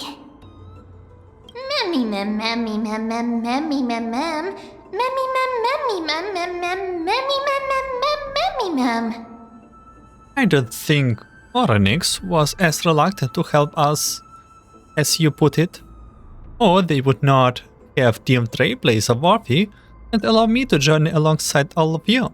That is true. It's also fortunate that these gods weren't corrupted by the Black Tide and did not descend into madness. Trian believes Circe's will be alright. After all, everybody says that the people of the Grove are really smart. So, Little Gray and Little Cass, just leave the task of finding Anaxa and everyone else to Trian. It's easy for Trian to look for people because we can fly. Good idea. In that case, please bring the weft along with you, Lady Trian. The golden thread will be much more effective from up above. Please promise us that you'll take care of yourself. Okie doke. If Trian gets in trouble, we'll look for all of you. In return, if you get in trouble, remember to call for Trian, okay? We'll come right over and open the gate for you. That's the other thing I wish to mention. Do not open the gate unless you have no other choice, Lady Trian. Your body is not in good shape at the moment. Okay. We will keep that in mind. Trian was just trying to help. Of course, we know that. After all, Lady Trian is a demigod, the most powerful among all of us here. Remember all those brave heroes in the tales you've heard. They would always save their strength until the very last moment. That way, they could ensure that nothing went wrong with their plans. Isn't... In that case, brave Trian shall clear the way for all of you. Isn't that right? Little Trian is so motivated. I must not fall behind.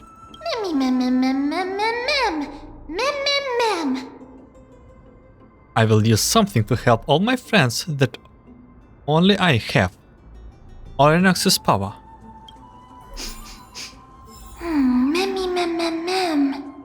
So many monsters.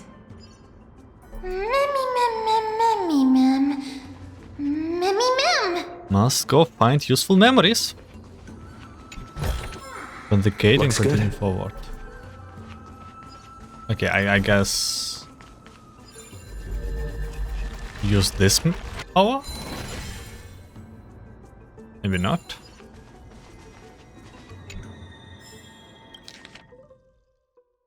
Wait, which year? Put it in the light calendar year 33749.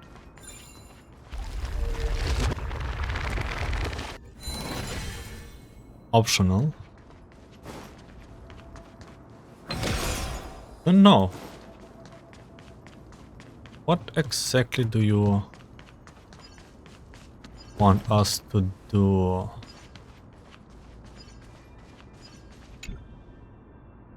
The monster's body is twisted like rambless. Whatever. No one knows whatever it is.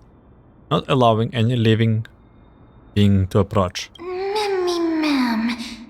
Let me see. Could not detect any memories. Ah, that's what we have supposed to do.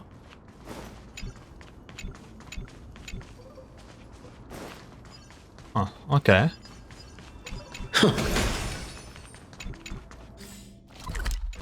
So no way here we should be able to interact, maybe.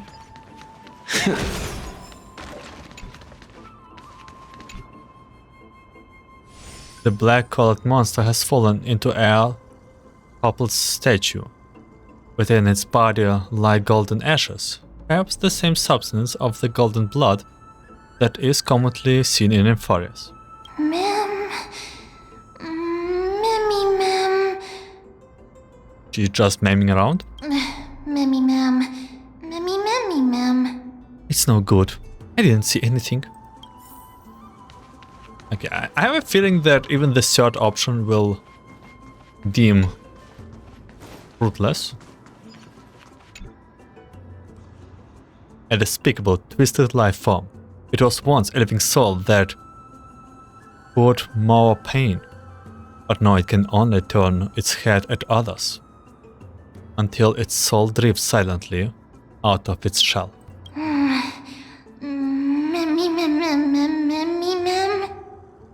Maybe this monster will show us some useful memories?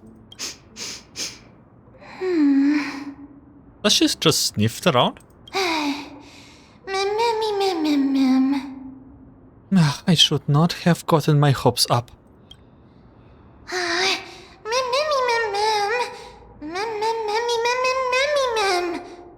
I really tried my hardest.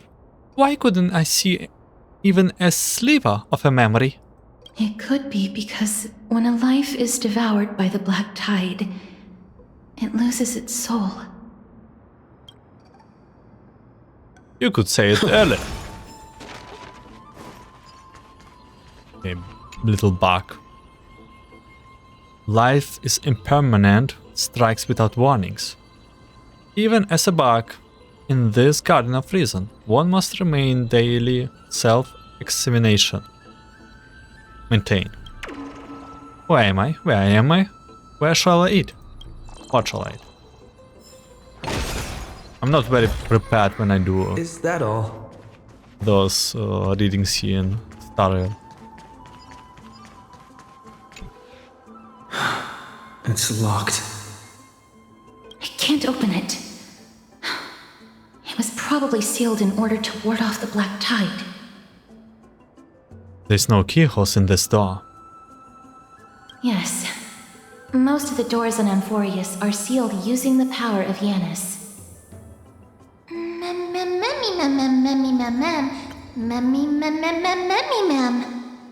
Since this door is creation of the three titans of fate, maybe the eyes of Orynox will help me find a way to open it. Are you serious? Just a mere door, and your first instinct is to call on the gods? Before you try unlocking the door, perhaps you should first find a way to clear the fog that clouds your vision.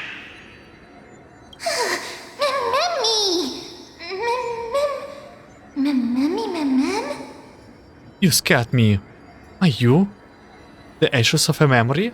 Wait, does this guy actually talks in the past to us in the future? My name is Anaxagoras, one of the 7 sages of the Grove of Epiphany, and the founder of the New Sporists.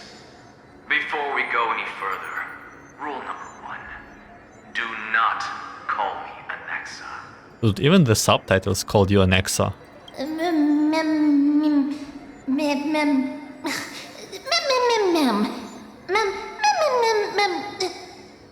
Anaxa, Anaxa. I will just go stick to Anaxa. No, can you tell me? Rule number 2. Never interrupt me. Silence is golden. Okay, but does this guy actually, you know... By the way, what's happened to your eye? Probably. But yeah, does this guy actually speaks to us in real time or just recording from the past? What a difficult person. The person standing here and conversing with you right now isn't the vestiges of a memory.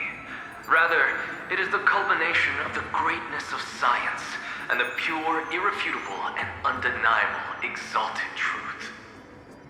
Through the wonders of alchemy, I have shattered my soul and transmuted it into gold before burying it in this spot. I have recorded these words so that visitors may learn where their next destination lies. Okay, I see. This is also a 5-head genius here standing before us. Oh, mem. Alchemy can do that? Nothing is impossible. Having said that, alchemy is not omnipotent.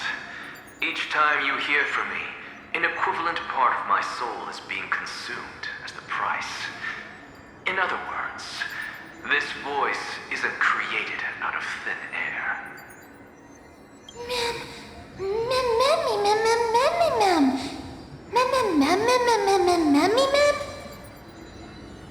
But how is it that you can respond to me?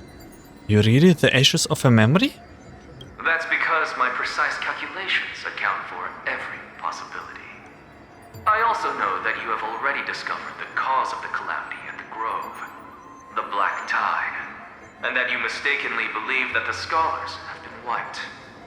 Yeah, this guy just powerless ahead of us. But that is where you're wrong. While the Black Tide was still approaching the Grove, the sages found a way to evacuate the vast majority of the scholars. They are heading toward the holy city of Akama as we speak. Only a small fraction of the scholars stayed behind with me to defend the Grove. If all goes well, Cersei's Coreflame will reach Akama before long. But since you have accessed this message, something unforeseen must have occurred. For now, you should continue onward to the Luminary Throne, where you may retrieve the Coreflame. And our mortal remains. And now, the objective is complete. That is all.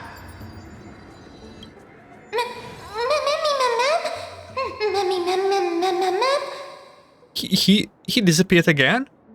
Did he finish what he wanted to say? Mister, judging from your reaction, you must have found a useful memory. Recount what you saw in the memory. Professor Anaxa? That's a lot to digest at once. I'm sorry. Please give me some time. Okay, knowledge and alchemy repair, everyone seems to have evacuated. Yes, that seems like the only good news so far. We can just focus on retrieving the Coreflame then. He said his name is Anaxagoras. You don't have to take that too seriously. For some reason, he's especially particular about his full name. Noisporis and alchemy refer to... Professor Anaxa theorizes that all beings originate from the same source and have a similar composition, which in this case refers to the soul. He calls this theory Nisporism. Some may call it ley lines. It is an extremely complicated theory. You should get him to explain it himself if you're interested. Provided that he is still alive. Perhaps Anaxa did not manage to survive. I do not wish to consider this possibility. Perhaps they were just unable to transfer the Coreflame, but managed to escape. So we do have a Coreflame with us. But then, who is Black Tide still? It does not belong to a Titan. You have to go to the Luminous Throne.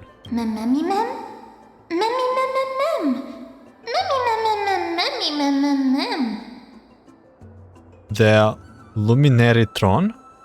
What sort of place is that? Why would there be a throne in an academy? It is located at the top of the giant tree and is where Cersei's Coreflame is kept. According to Anaxa, the Coreflame should still be there. But making our way there won't be as simple as the professor made it sound.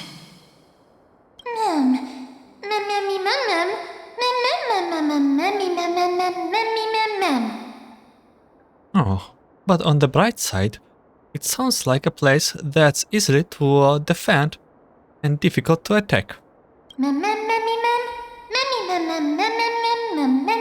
Alright. Okay, but that's really the case. I think that everyone, including Alexa, will definitely be. And then we'll be here, alright. Right. Let's see whether he left any similar directions for us along the way. It must be so funny situation being like voice actor and be like, now you have to meme around and sometimes include some words.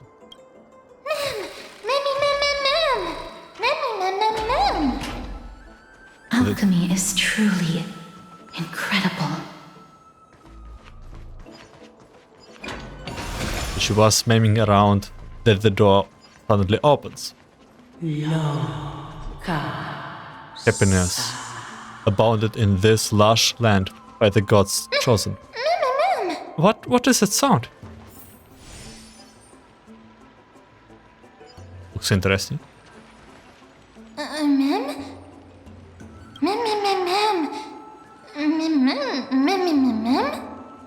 There's no one here.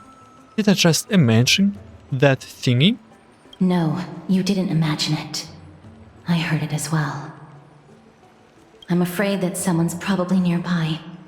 As we are unable to ascertain whether they are friend or foe, we better remain cautious.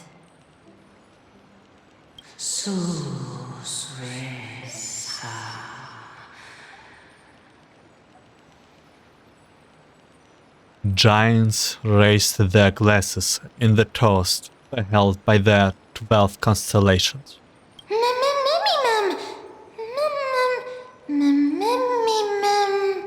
It is that voice again.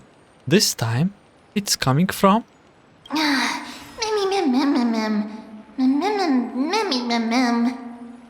I have no clue where it's coming from. There's too much Azure in this library. That's why you're supposed to keep quiet in the library. I know! Also, I wasn't even the one thinking. Found it. The voice is coming from over there. White lines? The heart?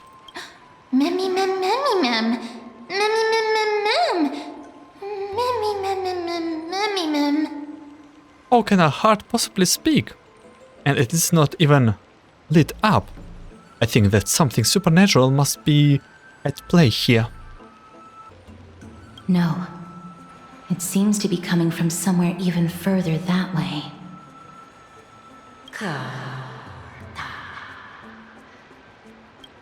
Let's go check it out.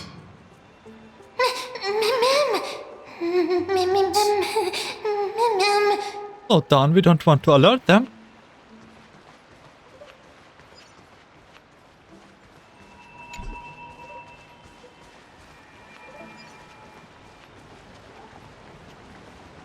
We're actually supposed to go back down here.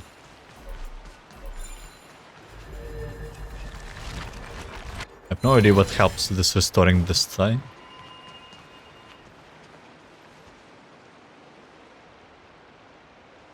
Listen.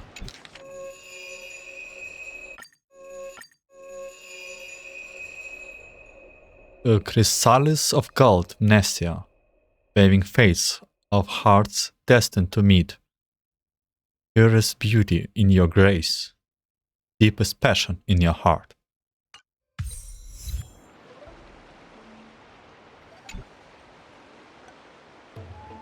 A statue resembling an old man, drapes in robes, seated in deep meditation.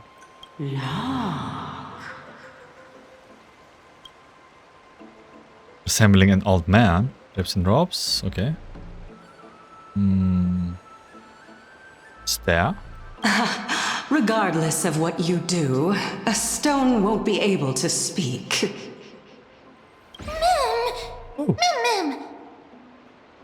Okay, hello. Oh my god, this is... She's very surprised. Whoa, who is there? Such a lively little bunny.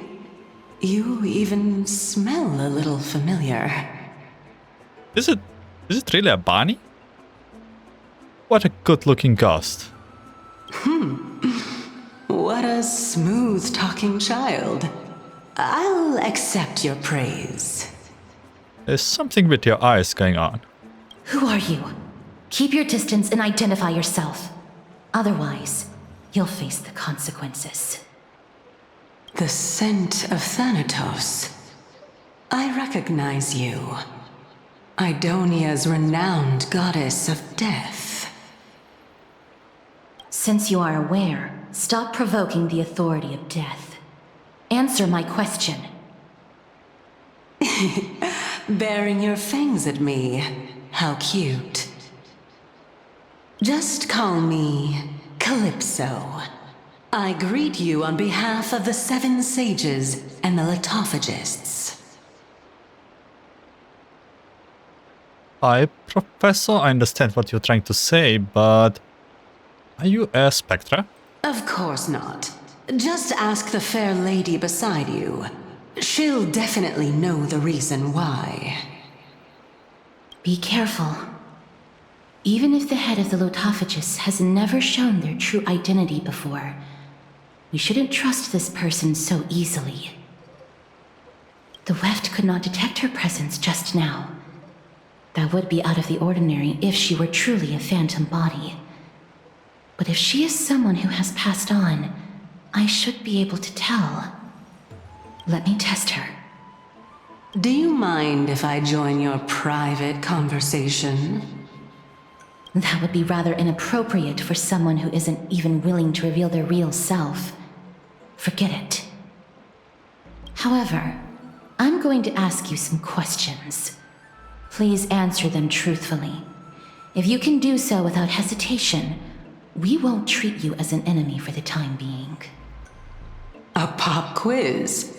Well, that sparks my interest. Go ahead. What was the topic for the grand finals of the 752nd Great Debate? What a question. Is a flying arrow in motion or at rest? Who was your representative? Medea. She went up against Phanon of the New Sporists. Who won? Nobody won because the 752nd Great Debate never took place. Wait. Okay.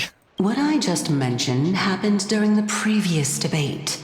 Phanon emerged victorious and obtained his 10th consecutive debate wreath.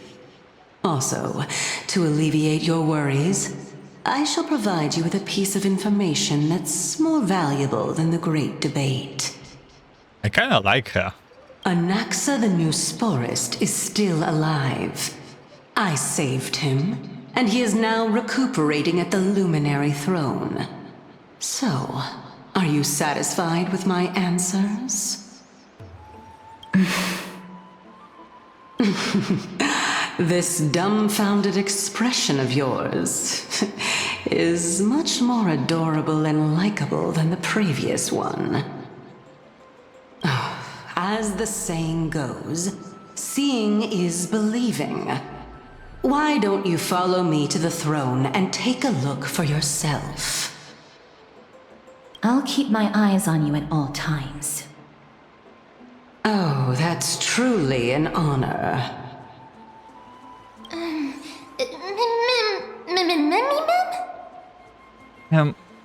That the discussion is over?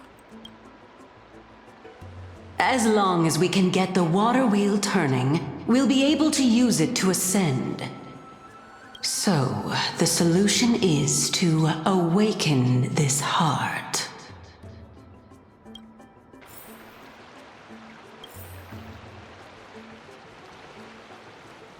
Ah, catch. Wait.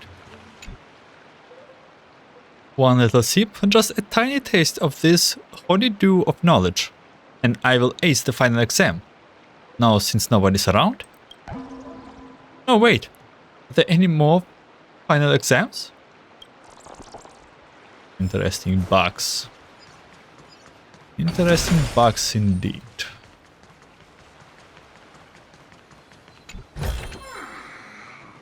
Wait.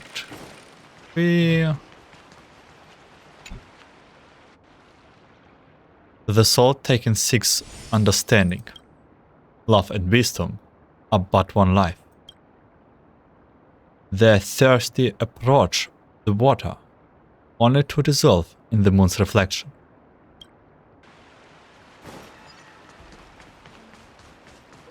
And the way they talk, no?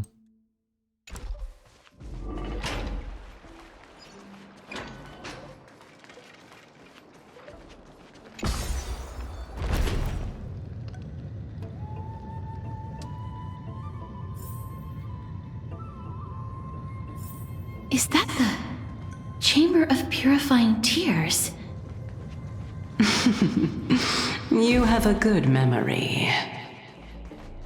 Why exactly did you bring us here? My intention should be obvious. See that shallow pond over there? Water lilies grow there. Initially, Circes watered them with their tears, while Nestia nurtured them with affectionate love. They are a token of the eternal companionship between the two gods. All the two of you have to do is to cross the deep well and retrieve the golden bough of vows for me.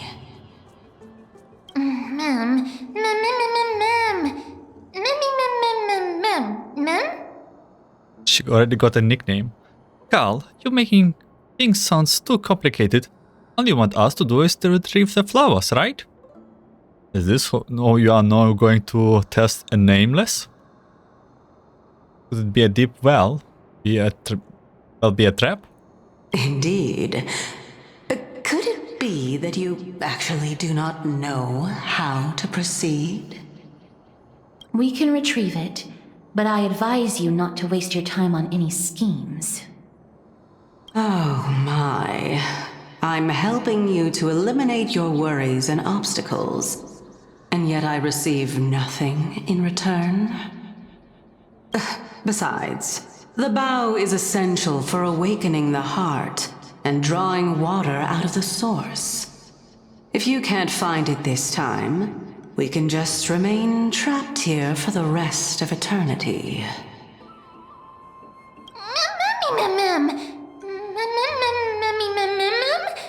What that's supposed to mean? Are you planning to keep us here forever?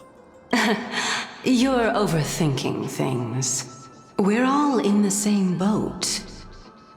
Although it would be absurd to say that I have no other motives.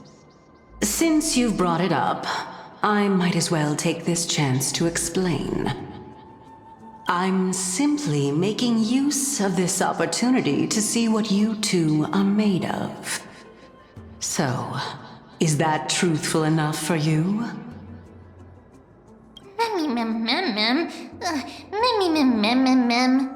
See what we are made of. Would you have phrases that any more directly? Now is not the time for me to elaborate further. So, please proceed.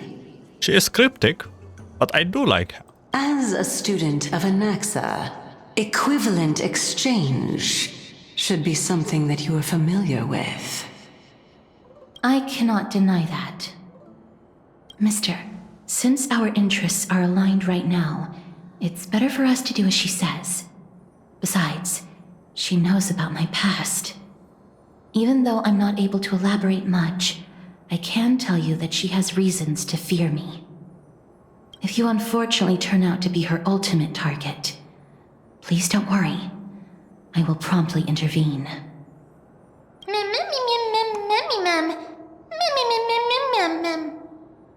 It's so reassuring to have Cass around. I should put my brain to use too, then.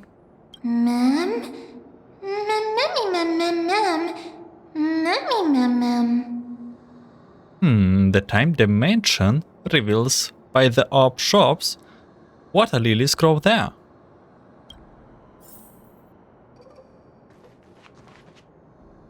So, time for puzzle. I already see this episode will be much longer.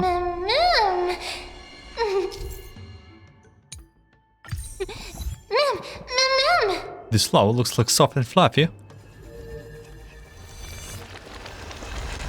Oh, wait. Huh? Ah, I need power-ups.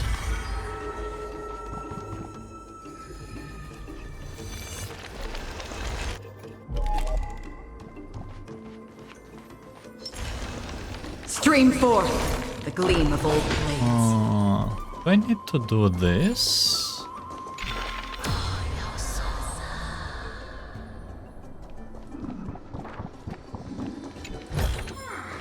Seek, and you will find. Okay, we need a projector. Huh? There are ichor vessels stored here. What do we do with this vessel? The gleam of old blades. If you don't know what to do, then just take it, right? Flowers, Flowers. Whoa, so this is how flowers are grown? Looks like. Wait. We... Huh? Wait. Huh? Okay. Stream again. forth the gleam of old blades. And we can restore it. Do we want to restore it?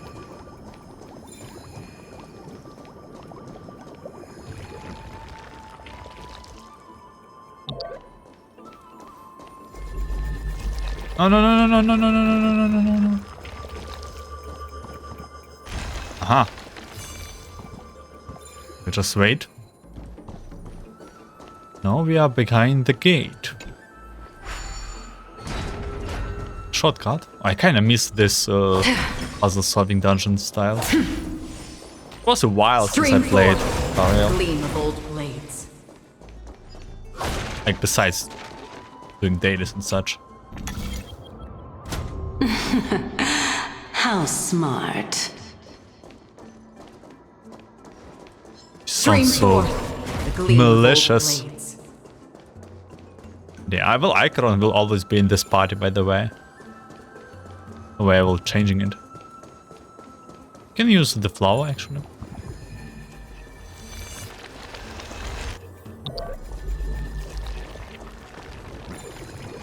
Stay there where you are.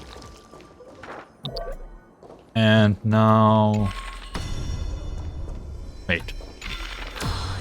Yeah, that's right. Let's hope that this is not a trap set by her. Don't forget to let your friends in on the action. Sure. Surely there's wonder behind this waterfall. Peril, quest, and a mystical blade that defeats all monsters as soon as you pull it out. Is this a Zelda reference? That's how all the Bard's stories go, right?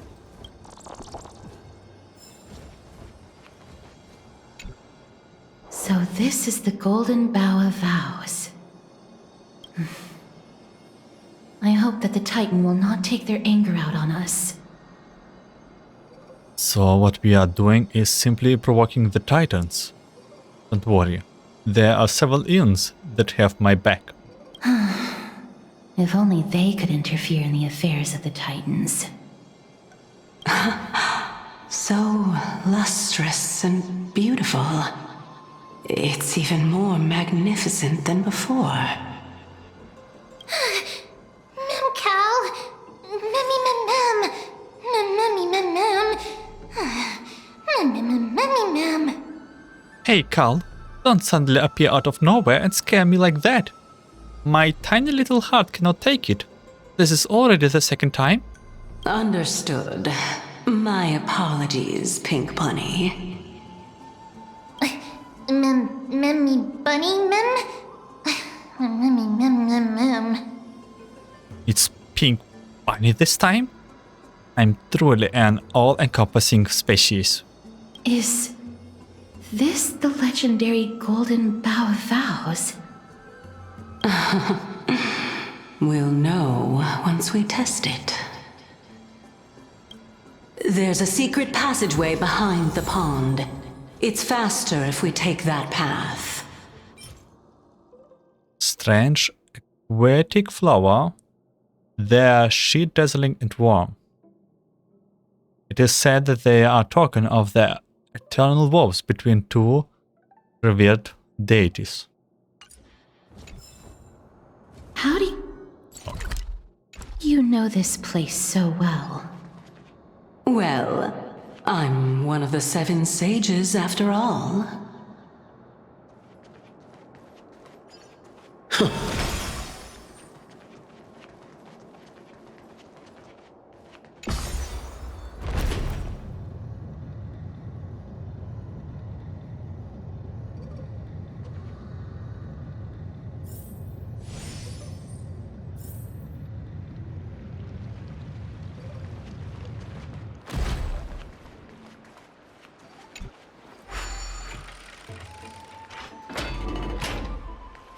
Oh, wait. You're back here? Oh, yeah. Just didn't expect this connection.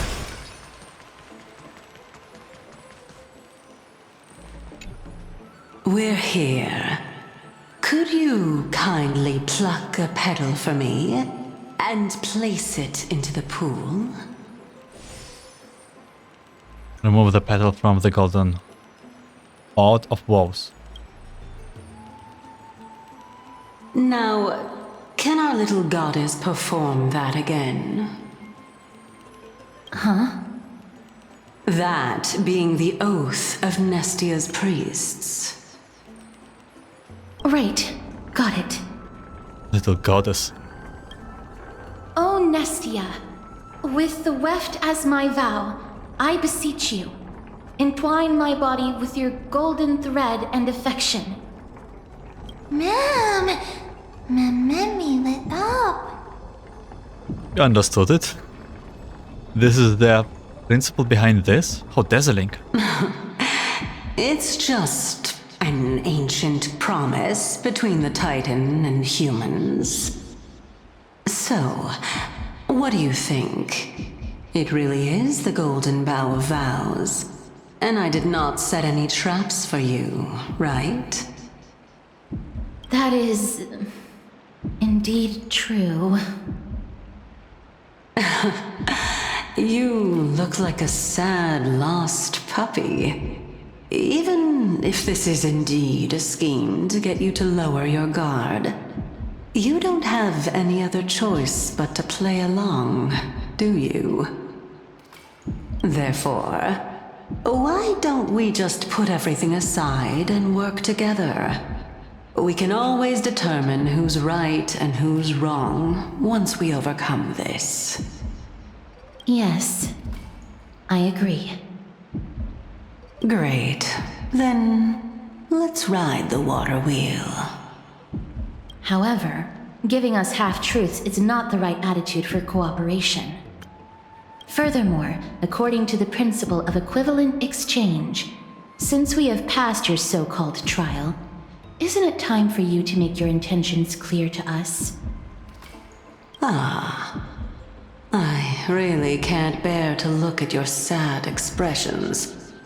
Although you only cleared a simple trial, I'm willing to make an exception and treat you with sincerity. I'll allow each of you to ask a question. But not the little bunny. So, ask away. Okay, how about I will ask the question in accordance from Little Bunny.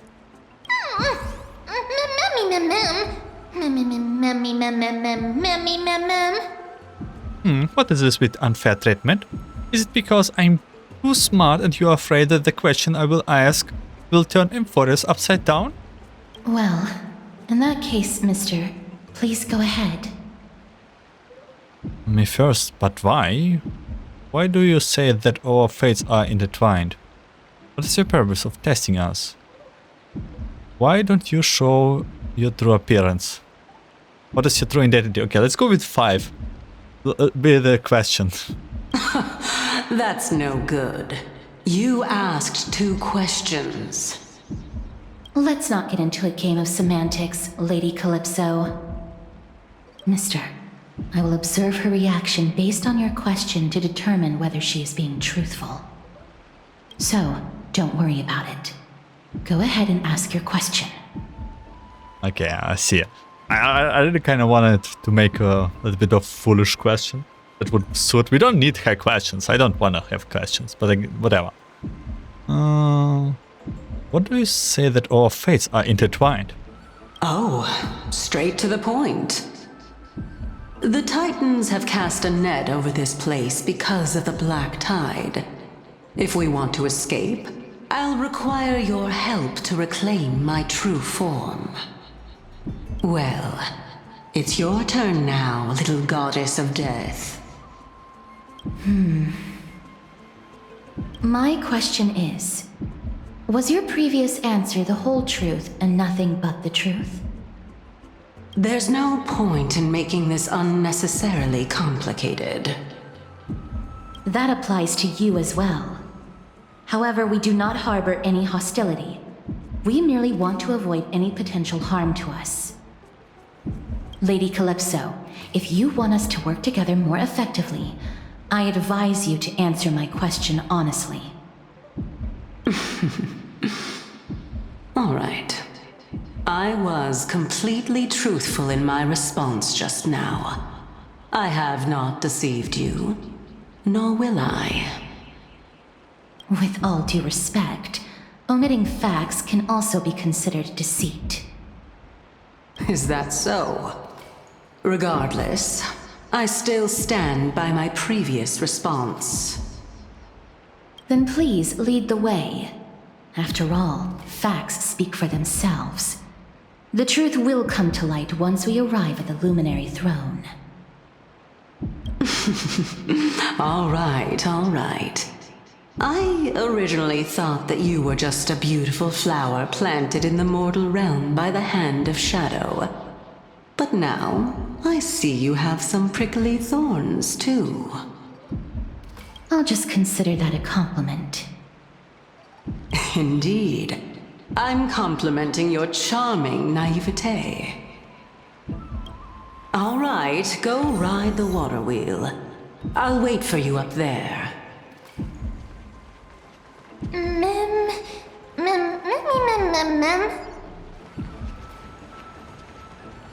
Ma'am asked if she wouldn't take the water wheel.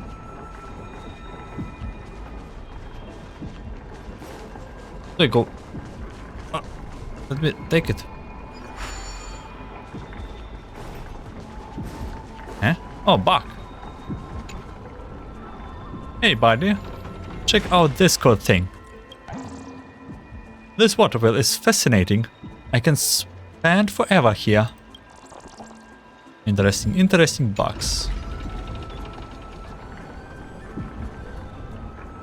Also interesting mechanic, by the way. I did miss one bug, but I will do this on my own exploration time. This reminds me so much on Dark Souls. Like travel mechanic. Oh no, not this guy.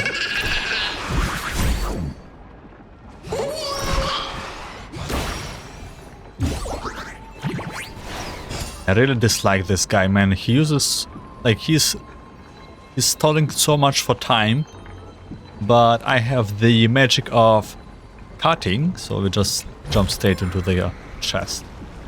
It really does not say anything useful. Funny, but not useful.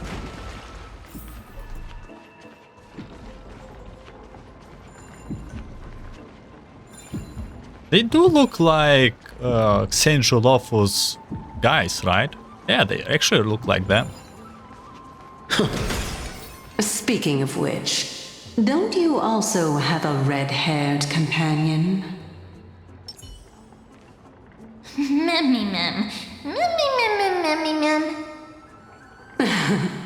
Not too much. It's just that I seem to hear the sound of a bee buzzing around. Lady, your metaphors are not worthy of praise at all. Yeah. It's very cryptic and suspicious. Our senses alone can fulfill our souls, while cold reason only kills them, like a blade destroying pure, tender buds. When facing true beauty, Any thoughts about sacrilege? Those bugs are interesting. The time-stolen guy? Not so much. Oh. Oh, wait, Anaxa. Old Titus, you must get moving. The courtyard of storage has been lost. You must leave now before it's too late. Huh, but you are planning to stand your ground as well, Anaxa. First, call me Anaxagoras. Second, what do you mean as well? Do you mean you want to die here in the grove? Have you gone senile? Anaxa, I may have not mentioned this in my previous debate with you, but I vowed to dedicate my life to the grove long ago. I temporarily gave up on this ideal when I was young because I had family. Fortunately, I had the opportunity to reignite my wisdom here in my old age. Now that the black tide has come to destroy it, I have nowhere left to go. Your logic makes no sense. I know your son is getting by pretty well in Okema. What do you mean you have nowhere to go? Then tell me, Anaxagoras. You and I both know very well that legs like mine will only slow us down. How many unnecessary wounds did you suffer just escorting me to the library? Oh no, is this his body? The black ties descends with brutal ferocity. Even the great Chrysos hair like Kalinikus lost their lives in two. I don't accept that I would be able to leave. I simply wish to sit and read in the Grove Library one last time. You stubborn old fool! Have it your way? We were never able to decide a victory in our debate. Let's count this final one as your victory. Let us meet again in the nearest realm, old Titus. Take care. Finally, it's quite time again. Let me see. I wonder if those brats have been sneaking impure content into their collection. Just as I expected. One punch god Aquila. If this were the old days, I would have burst this on sight. Burned. Forbidden Love, the three, and the butterfly, the three. The nations which blasphemous fool put it there. Whatever. The little brats at home used to love this kind of stuff. I scared that out of him, though. In my final moment, I would like to see just what is so special about this brain-rotting nonsense. Brain-rotting nonsense. There's no way I'm reading this right now. Haha! Scandalous, just scandalous! Beast of the Black Tides. I won't allow you to touch our collection.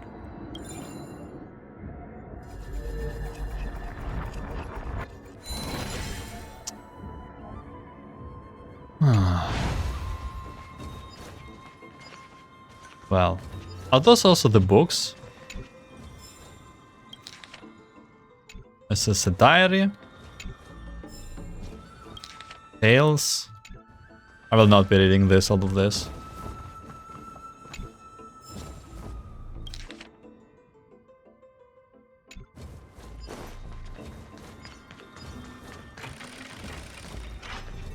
Oh, it's library.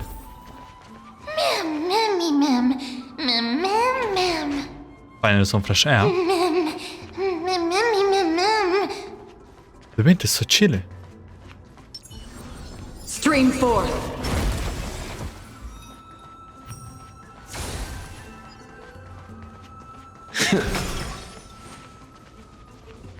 A coin?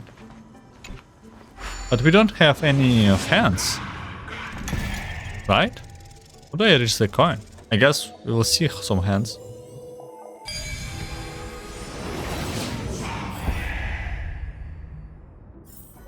Oh, Tribi. Or Tryon. I think it's Tryon. Whoa! It's Fine. Little Gray, Little Cass, and the pink puppy! By the way, where's Stoneheng?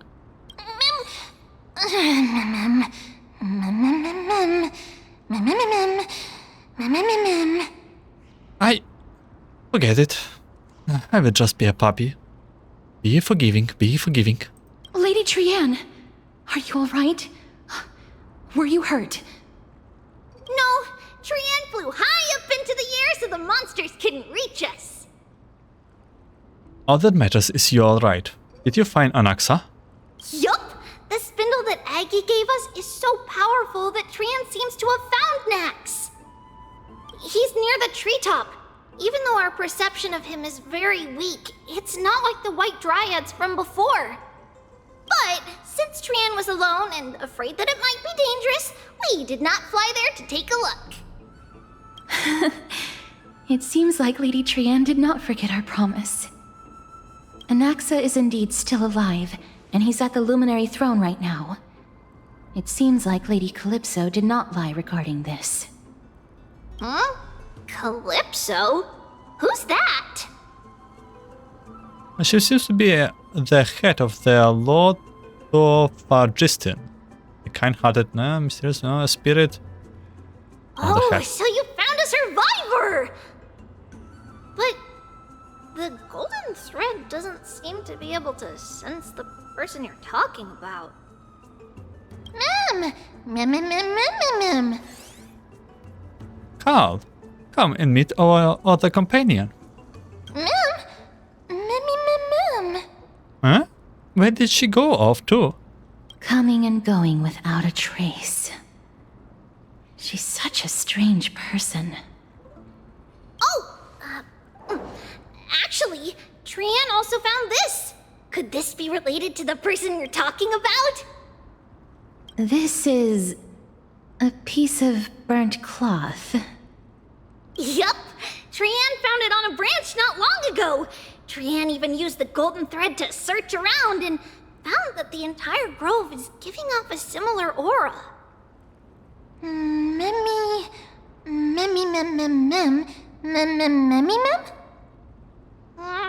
Trian doesn't think so.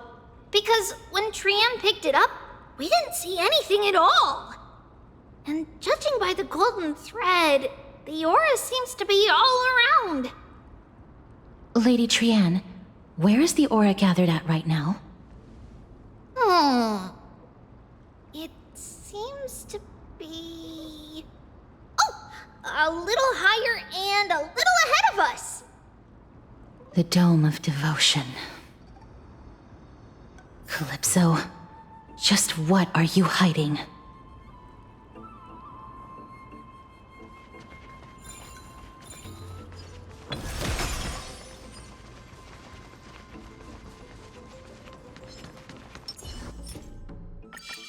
Stream forth, gleam of old blades.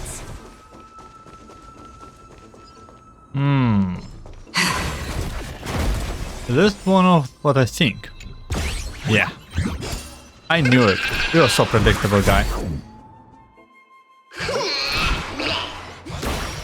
Titan of Drakery? More like Titan of Time Stalling. It was just a little bit like, I already knew something is here off. Especially when it looks like a Dark Souls chess. Stream forth, the gleam of old blades.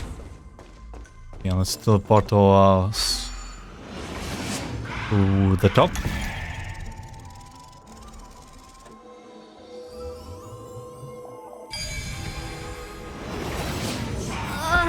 The golden thread is vibrating more and more violently. Everyone, let's be even more cautious.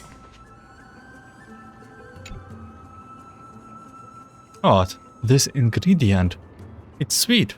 Nothing like what? Cannot rewatch this one. Those data not nearly enough to accurate conclusions. Maybe I should take one more taste. Data. Bugs. Bugs, data, interesting.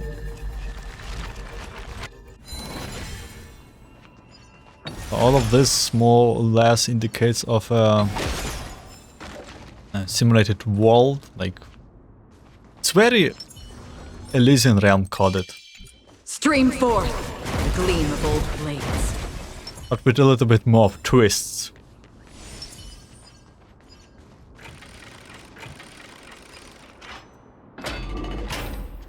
We'll see. I kind of want a more hard action, to be honest. We did not have a lot of this side. This There's no one. Hold on. The butterfly of divine mind is gone? What?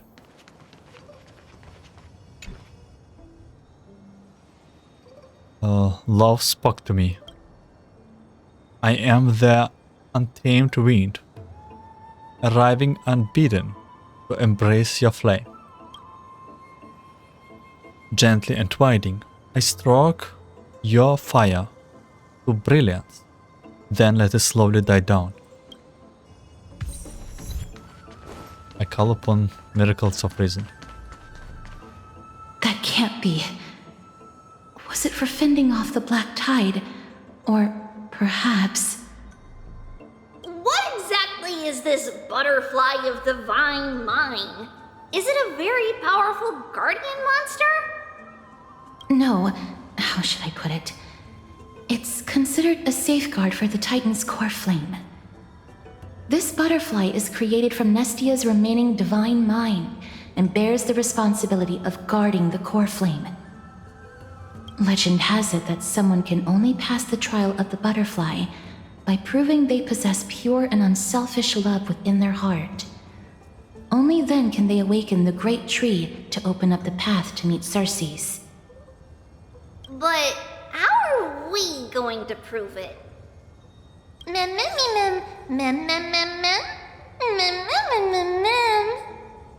Still telling the Titan, I love you, work? I'm good at doing that. Yeah, oh Elysia, I bet. Sorry, but even I don't know how. After all, this is a secret among secrets that only a select few in the entire grove and even Amphoreus know. Rather than worry about this, Lady Trian, did the golden thread react to anything around here? No. That unknown thing seems to be even farther ahead and higher up.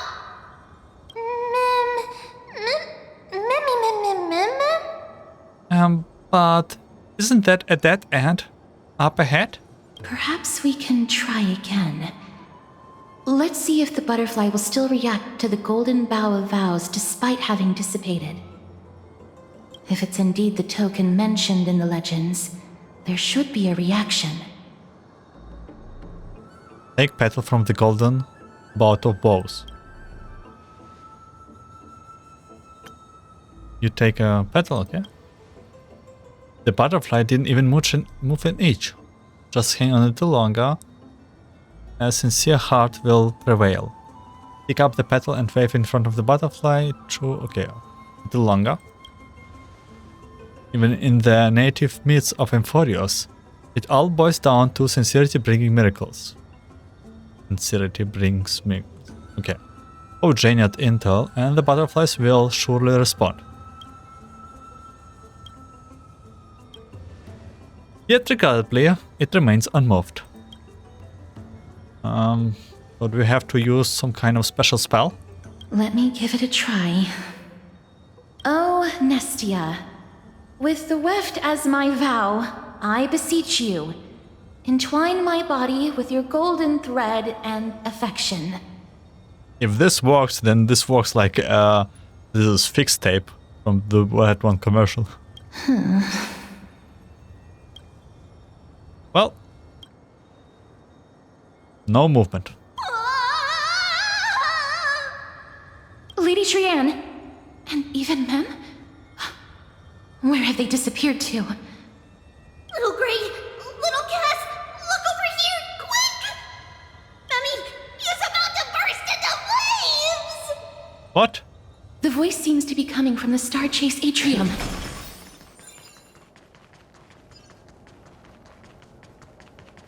I hope it's you're pranking us. Little Gray, little Cass, it's bad. It's very bad. I'm fine. Don't worry, friend. I'm fine. I just feel a little warm.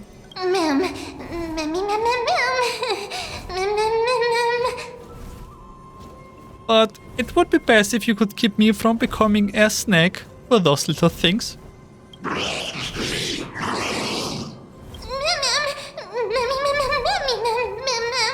Sorry, I should not have called you guys little things. Calm down, we will be right there. Lady Trian, what exactly happened just now? Trian and Memi were looking around to see if there were any mechanisms nearby. But just as they went to take a closer look at that big piece of amber, they were surrounded! I see. Let's get a move on. The orbs belonging to Ornyx's priests should be nearby. Hopefully they'll be of some use.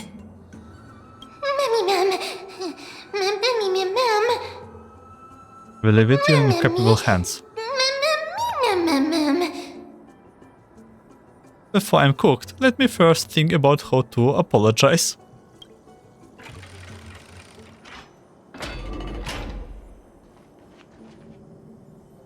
So, we have to go down. Oh.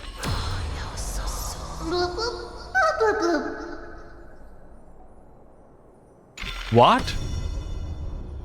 Okay, I did not expect this, but this was... Okay. So yeah, this episode will be a long one. Blocked? Yeah, then I have to use this. Back to the future.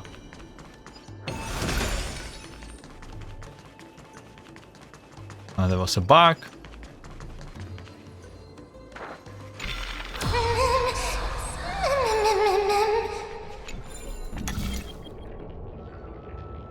It's connected!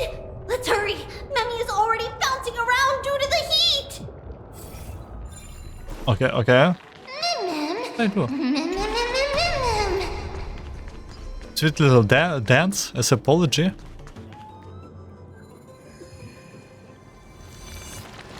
Oh no, I'm starting to smell something delicious.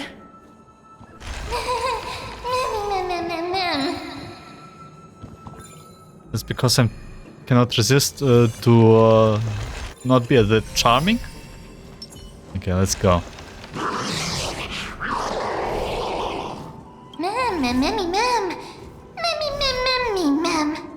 You're finally here, friend. I have been waiting for a while now. She sounds like a villain.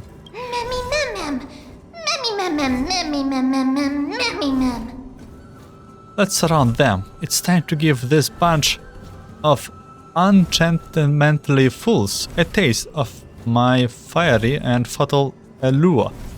It sounds more like she's the main villain from this picture.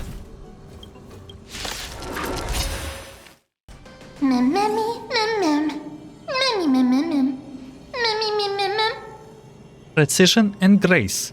That did not take much effort. Was this supposed to be a challenge? Easy. Just kidding. I just wanted to marvel at the how Trailblazer and Chaos always manage to resolve crises so effortlessly. I'm just so on a third pass, you know. Actually, they four of us.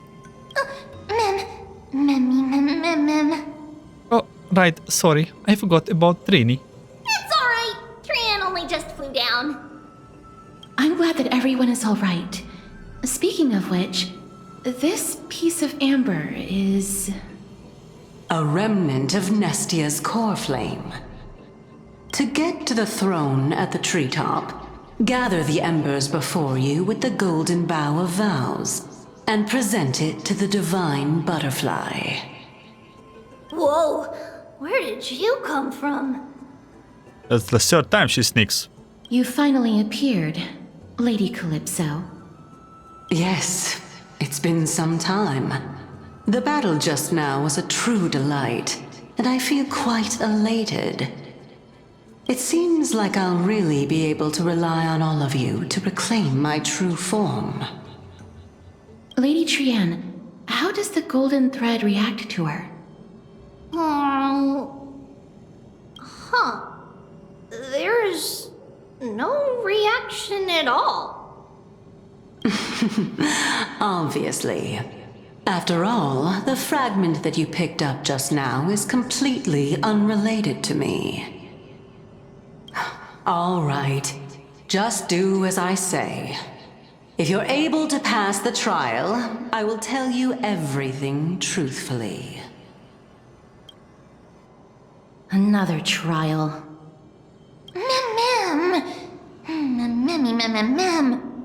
Come on! I hate people who don't finish their thoughts. But we have to go to the treetop to find Nax anyway, right? I've got a hunch. Come, let's collect the embers and go confront her. Sound very angry. So... According to Calypso, we just have to gather the embers before us with the golden bough of vows. As the golden water lily touches the ember, flames spill from its petals.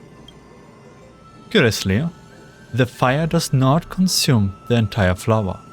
Only faint sparks gather at the tip, softly burning. How incredible.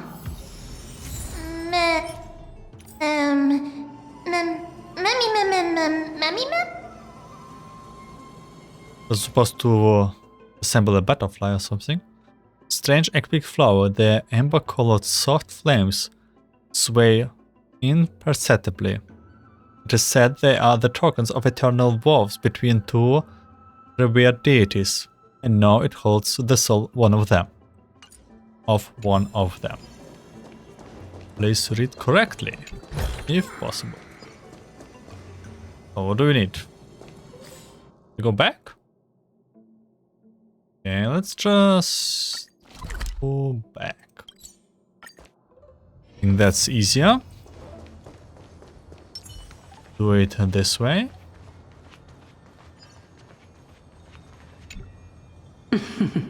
It seems like you managed to gather the embers. In that case, just offer it to the divine butterfly. It'll be fine. Let's just do as she says.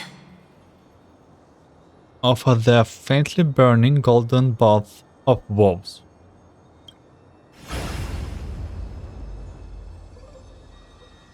It's a success! The path has appeared! All of you have indeed passed the trial.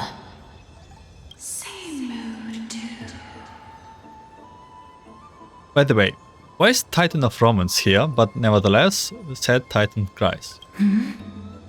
The sound of a butterfly's wings.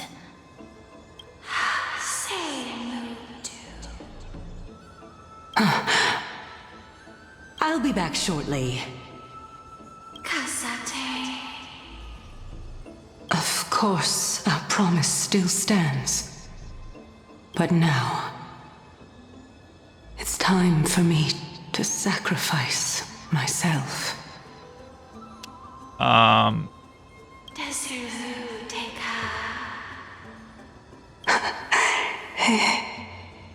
If the West Wind ever ends, let that be the place where we reunite. Very cryptic. Farewell, my love. Lady Calypso, this is...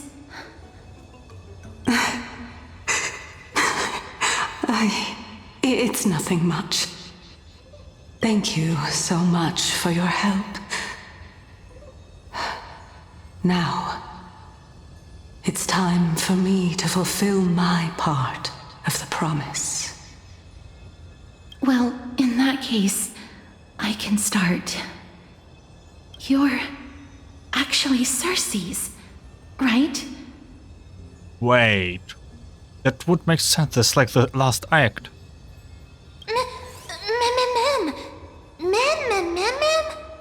What's going on? You are the Titan? Oh my. The children of humanity have passed the final trial at last. I was wondering when you were planning to expose me. How did you know? The riddle-like trials, your distrustful yet sincere character, referring to Nestia as your love, and the head of the Litophagus is actually called Medea and not Calypso. Since you knew from the start that I was not who I said I was, why did you wait until now to expose me? Because I did not believe that Circes would walk this world in a human form. I was also afraid that the Titans were under the control of the Black Tide and would do us harm. Also, to make a claim, one must have evidence. This is the precious knowledge that I acquired during my time at the Grove. Excellent. To think we were able to gain a new chance at life in the midst of death. Fate truly is a mysterious thing. Well, shouldn't you also tell us why you went through all the trouble of setting up these riddles? Oh, the reason's quite simple. I needed your help, and just like how you were wary of me, I had to ensure that you were not villains who were trying to get their hands on the Coreflame. I also had to ascertain that you were capable of dealing with the threat at hand. Is this threat related to the Black Tide? Indeed, and it's even more related to that lost item from before. Its owner is a quiet and paranoid hunter who seems to have been reborn from the Black Tide and is attacking along with it. As I could not do anything about them, I split my body up and escaped to avoid harm. I bided my time for a chance to seek assistance. Unfortunately, this was not a sustainable long-term plan. What you mean is that you hid your own Coreflame? Indeed. I split it into 3. I hid one within the Golden Bough of Vows, and sealed another in the Amber, along with Nestia's remaining embers. Wait, so that means we have retrieved 2 of them? As for the last one, it's currently in Anaxa's body, which is in dire need of repair. What? Do you mean that you're using such a method? After all, the scholars of the Grove have always been willing to lay down their lives to defend my Coreflame. As a respected god, it would be too embarrassing if I were to do nothing and simply watch the children of humanity give up their lives for me. Especially that heretic named Anaxa. He did not even hesitate to tear his soul apart and use it to perform a miracle. He trapped all the creations of the Black Tide within the Grove, so that they would not be able to harm others. His way of thinking was so out of the ordinary that I felt it would be a waste for him to meet his demise in the Black Tide. And so, I decided to save his life. Of course, this also meant that I was able to conceal myself and remain hidden. Well, that's also an equivalent exchange, right?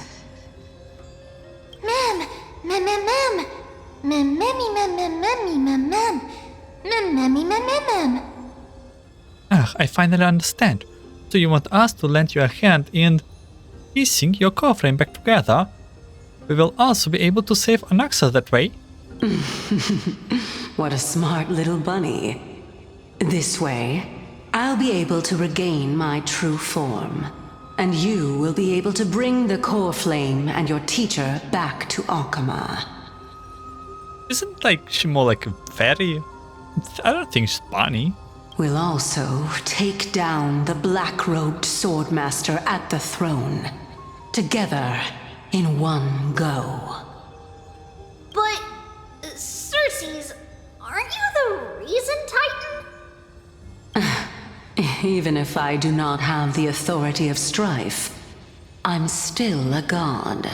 Yeah, and her reason spells smash. I just need you to buy me some time against the warrior's blade. Once the Coreflame is reformed, I'll be able to show my hand. Just leave it to me. Buying time is my specialty. Excellent. Then just continue climbing to reach my throne. Turn the golden bough of vows into firewood to reignite the Coreflame of reason.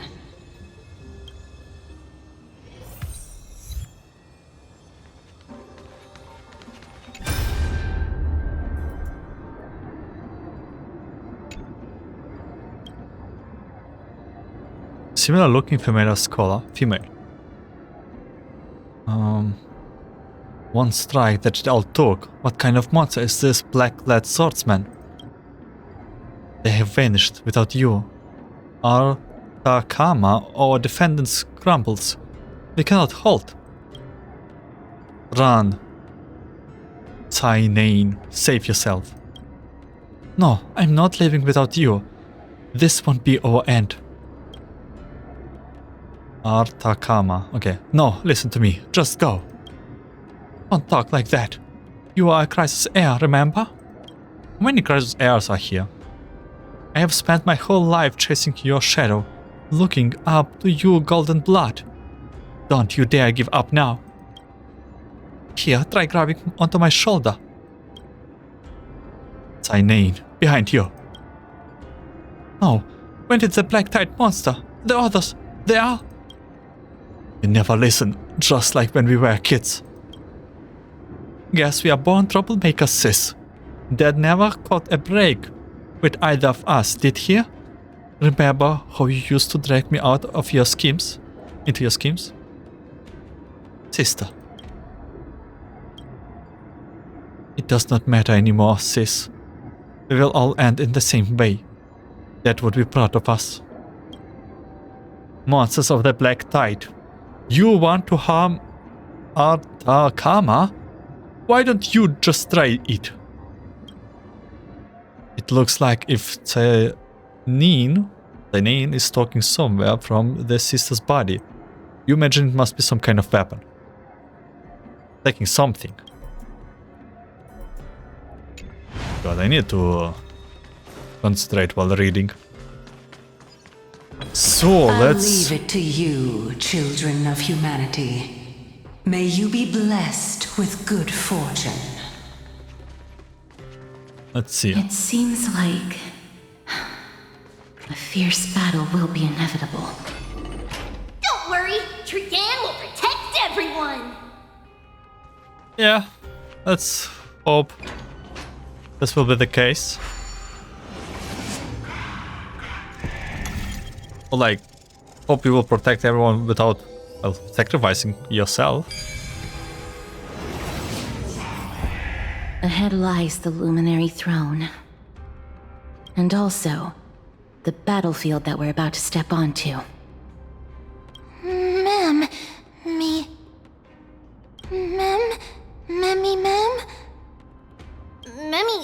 what's wrong? Ma'am. Yeah, forgot to read this. Friends, can you feel it? The memories here have a very intense smell.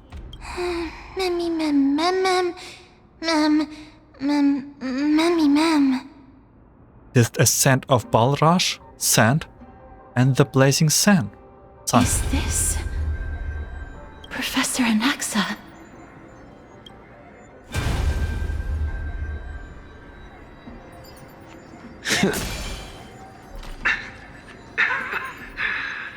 My eyes can no longer see.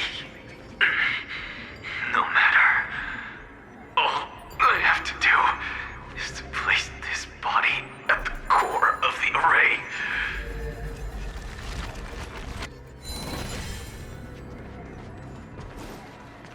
For the sake of Amphoreus. Die with me, Titan. Hey, that's the boss. Oh, that's the guy. The black-clad guy. Ma'am. Probably the one, I don't know, the one that controls black ties. Circes was right. He's indeed here.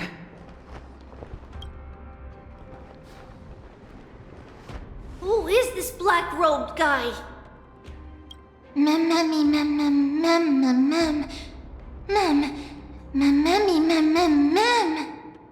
This person is the source of the smell and the memory. No, he's basically the memory itself.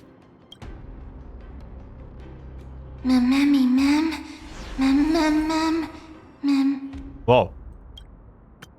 Wait a moment. Are you the one who pierced it? The burning paradise, the shattered sun, and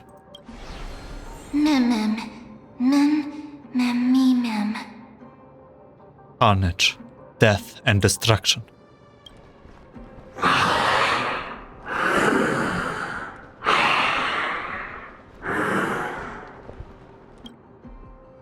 Everyone, brace yourself. This must be the hunter reborn from the black tide that Circes was talking about. The black sword and cloak. The owner of the piece of cloth. The north wind that sent over the deathly fog of Thanatos. You're not demigods. Stand down or die.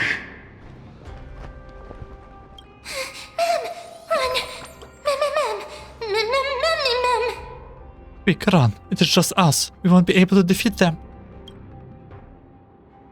Don't worry, we will protect everyone. Hopefully. You can do it. Trian will also protect everyone! Trian is brave! I have a bad feeling about this now. Mister. Only this time, may death protect us.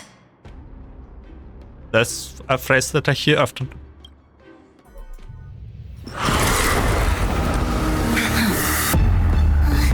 Be careful. One slash. Two slashes.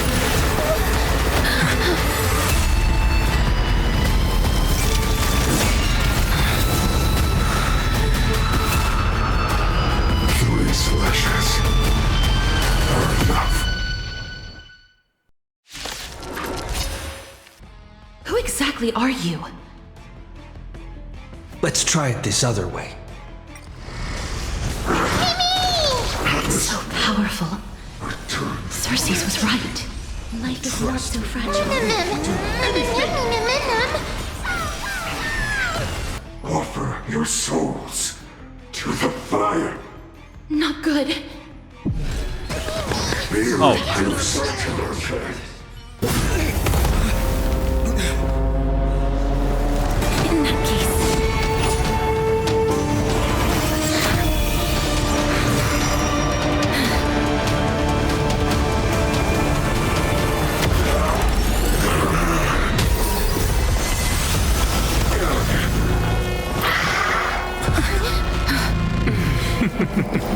Can't be killed in a single blow. You are indeed no ordinary human.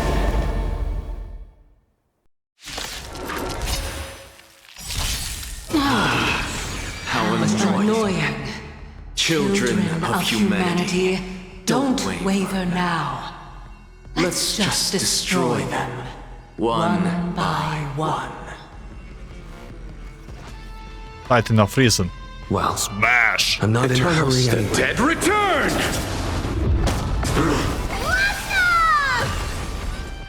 We can do it! Since the ambush failed, it'll be difficult to find another opportunity. What a pity. Professor Naxa? No. It's Cersei's. You're finally here, I miss you so much. That hurts. That was tough. No! Look out, everyone! This is bad. Century Gate,